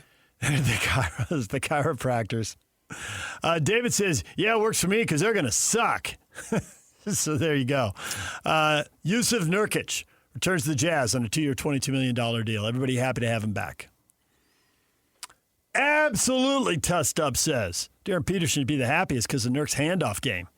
Hand you the ball, set a screen, and give you some space and let you go to work. DHOs? I saw Ben had a DHO tweet. I thought, what the heck's DHOs? But then I thought about it, and then I figured it out. What's the D for? Handoff. Dribble handoff. I'm fine with Nurkic. I would have been fine. I think they could have gotten somebody who can be as effective. But if it's Nurkic and he wants to be here and Hardy wants him here and Austin wants him here, great. Tyler, yes, the play all over the floor veteran center with consecutive triple-doubles in January before going out for the season. Huge win to keep in Utah. I don't think it's a Have a problem with the backup center being a huge win. Yeah. There are lots of backup centers. Our conversation with Eric Pincus at the start of this hour, if you didn't hear it, get it wherever you get your podcasts. Go to KSLSports.com, go to YouTube, Apple, Spotify, wherever. Eric Pincus talked about how many guys are available, how many of them have battled injury problems, and honestly, they just sound like a bunch of guys who at this point in their career are backups. They may have been starters one time, or maybe they never were, but at this point, do they bring one or two skills? Are they good for you at one end of the court or the other? There aren't very many guys who are good at both ends of the court, and you just find somebody and hope you can keep them healthy. Looking up Robert Williams III, we've now heard his name mentioned by two people on consecutive days. He did play 59 games last year and averaged 17 minutes a game. Now, that's only 3/4 of a season. That's missing a lot. But the 2 years before that, he didn't play half that much combined. So he was good in Boston, but it's been a struggle for him to stay on the court in Portland. I'm going to go along my lines of why I am not enthused about the Jazz looking to go for somebody like a Jaylen Brown. Not that he's not a good player and all that. I want to see this group develop over the next couple years. And Nurkic is in the group because he has been with the group. So don't make any more changes than you have to. You're building chemistry. We've had very successful players and coaches say it really takes 3 years for a group to reach their full potential. And in the NBA this day with the contracts, it's hard to keep that group together. So don't make any more changes than you have to. There'll be enough stuff pulling the team apart. Yeah. And so he fits. He knows Will knows him. Mm-hmm. And the guys, most of the guys played with him last year. Jaren Jackson really didn't. And Markkanen, to an extent, did. But, Keontae and Ace Bailey and those guys, there is some familiarity. So from that perspective, bring him back. He fits in. He'll show up. He'll know what his role is. He's got to understand it. And away you go. Jeff says, hey, let's remember Ainge couldn't wait to trade one-sided Rudy. Kessler's next. Can't shoot threes and free throws. He doesn't shoot threes. He does struggle at the free throw line. I think you expect him in that 55 to 60% range. I think he can get better. He might be able to get better. I wouldn't totally write that off yet and get himself up into the mid-60s. Right. Rudy was gone in part because of on the court, in part because of the lack of chemistry in the locker room, and in part because of how much money he was making. That's why they're trying to bring Kessler in for less money so you can have more talent to put around him. And they didn't have that flexibility with Rudy, and it's why there's going to be a line here, depending on what kind of offer Kessler gets. The chemistry stuff is there. The keep the group together stuff is there. They know him. He knows them. They like him. He likes them. But you can't dramatically overpay, and there's going to be a line in the sand. Yeah, but it just reminds me of some of the stuff I've done. And our TV broke a few months ago, and I told my wife, go and buy another television, man. What do you want from me? Yeah. So she gets this. It's a beautiful television, and she says, well, it was only $200 more. And that's a small example. And then about X amount of years ago, we're house hunting, and the realtor had set it up. The best house was the last. He had it all set, right? And they're either going to put it first or last. Yeah. They do. Well, I got a house hunting story. He went at the end. There's a reason for that. He went the crappy ones, the rentals, and they were trashed and went up. I want that house. Yeah, but it's 20% more over our budget. Yeah. Yeah, no, but it's just a little in the payment, and then we do that. You know what I mean? I do know. Because our realtor made it the first house, and then everything was a disappointment. Yeah. Right. So we did, and we squeezed it in, still going. Yep. In fact, it led to another home that you're familiar with, and even at that one, okay. I know. I do know that feeling. So I kind of think that might be the case here. I think Mr. Jones speaks for a lot of us. Walker Kessler is important, but he don't know about $40 million important. Oh, wow. We're going to have to pay Keontae soon, and eventually Darren and Ace, while hopefully somehow keeping JJ and Lowry. Someone's going to be the odd man out, and if Walker's going to price himself out already, it might have to be him. $40 million, yeah, wow. Right? That raises all of our eyebrows again. I don't know if they're going to do that. And Walker might price himself out. It might be him, but I think Eric Pincus' point is that they've got money right now, and then you can let it play out a year. Eric said don't make a decision until you have to. If you don't have to make it to next year, make it next year. Maybe someone gets really good. Maybe somebody really struggles. Maybe somebody gets hurt. Lots of stuff can happen. Mm-hmm. Yeah. And that was a favorite expression of Kevin when he was here calling the shots. He said that all the time. Don't make a decision until you have to. Don't pick an option up in June if you don't have to pick it up till October 1. Pick it up September 25th. Maybe you'll learn something between now and then. You never know. Sure. All right, we're all done. 10 o'clock. It is time for the coach, Tim Lacombe, and Scotty G to take over next right here on The Zone. Evening. Buyer's remorse. Buy a new car? I'll be moving in. Let's get started. Sorry, I think there's been a mistake. I bought it from Carvana. You what? Yeah, great price. I even have 7 days to love it or return it. So there's no... No buyer's remorse. More like buyer's rejoice. I guess I'll let myself out. Congratulations. I mean it. Buyer's rejoice. Buy your car today on Carvana. Limitations and exclusions may apply. See our 7-day return policy at Carvana.com.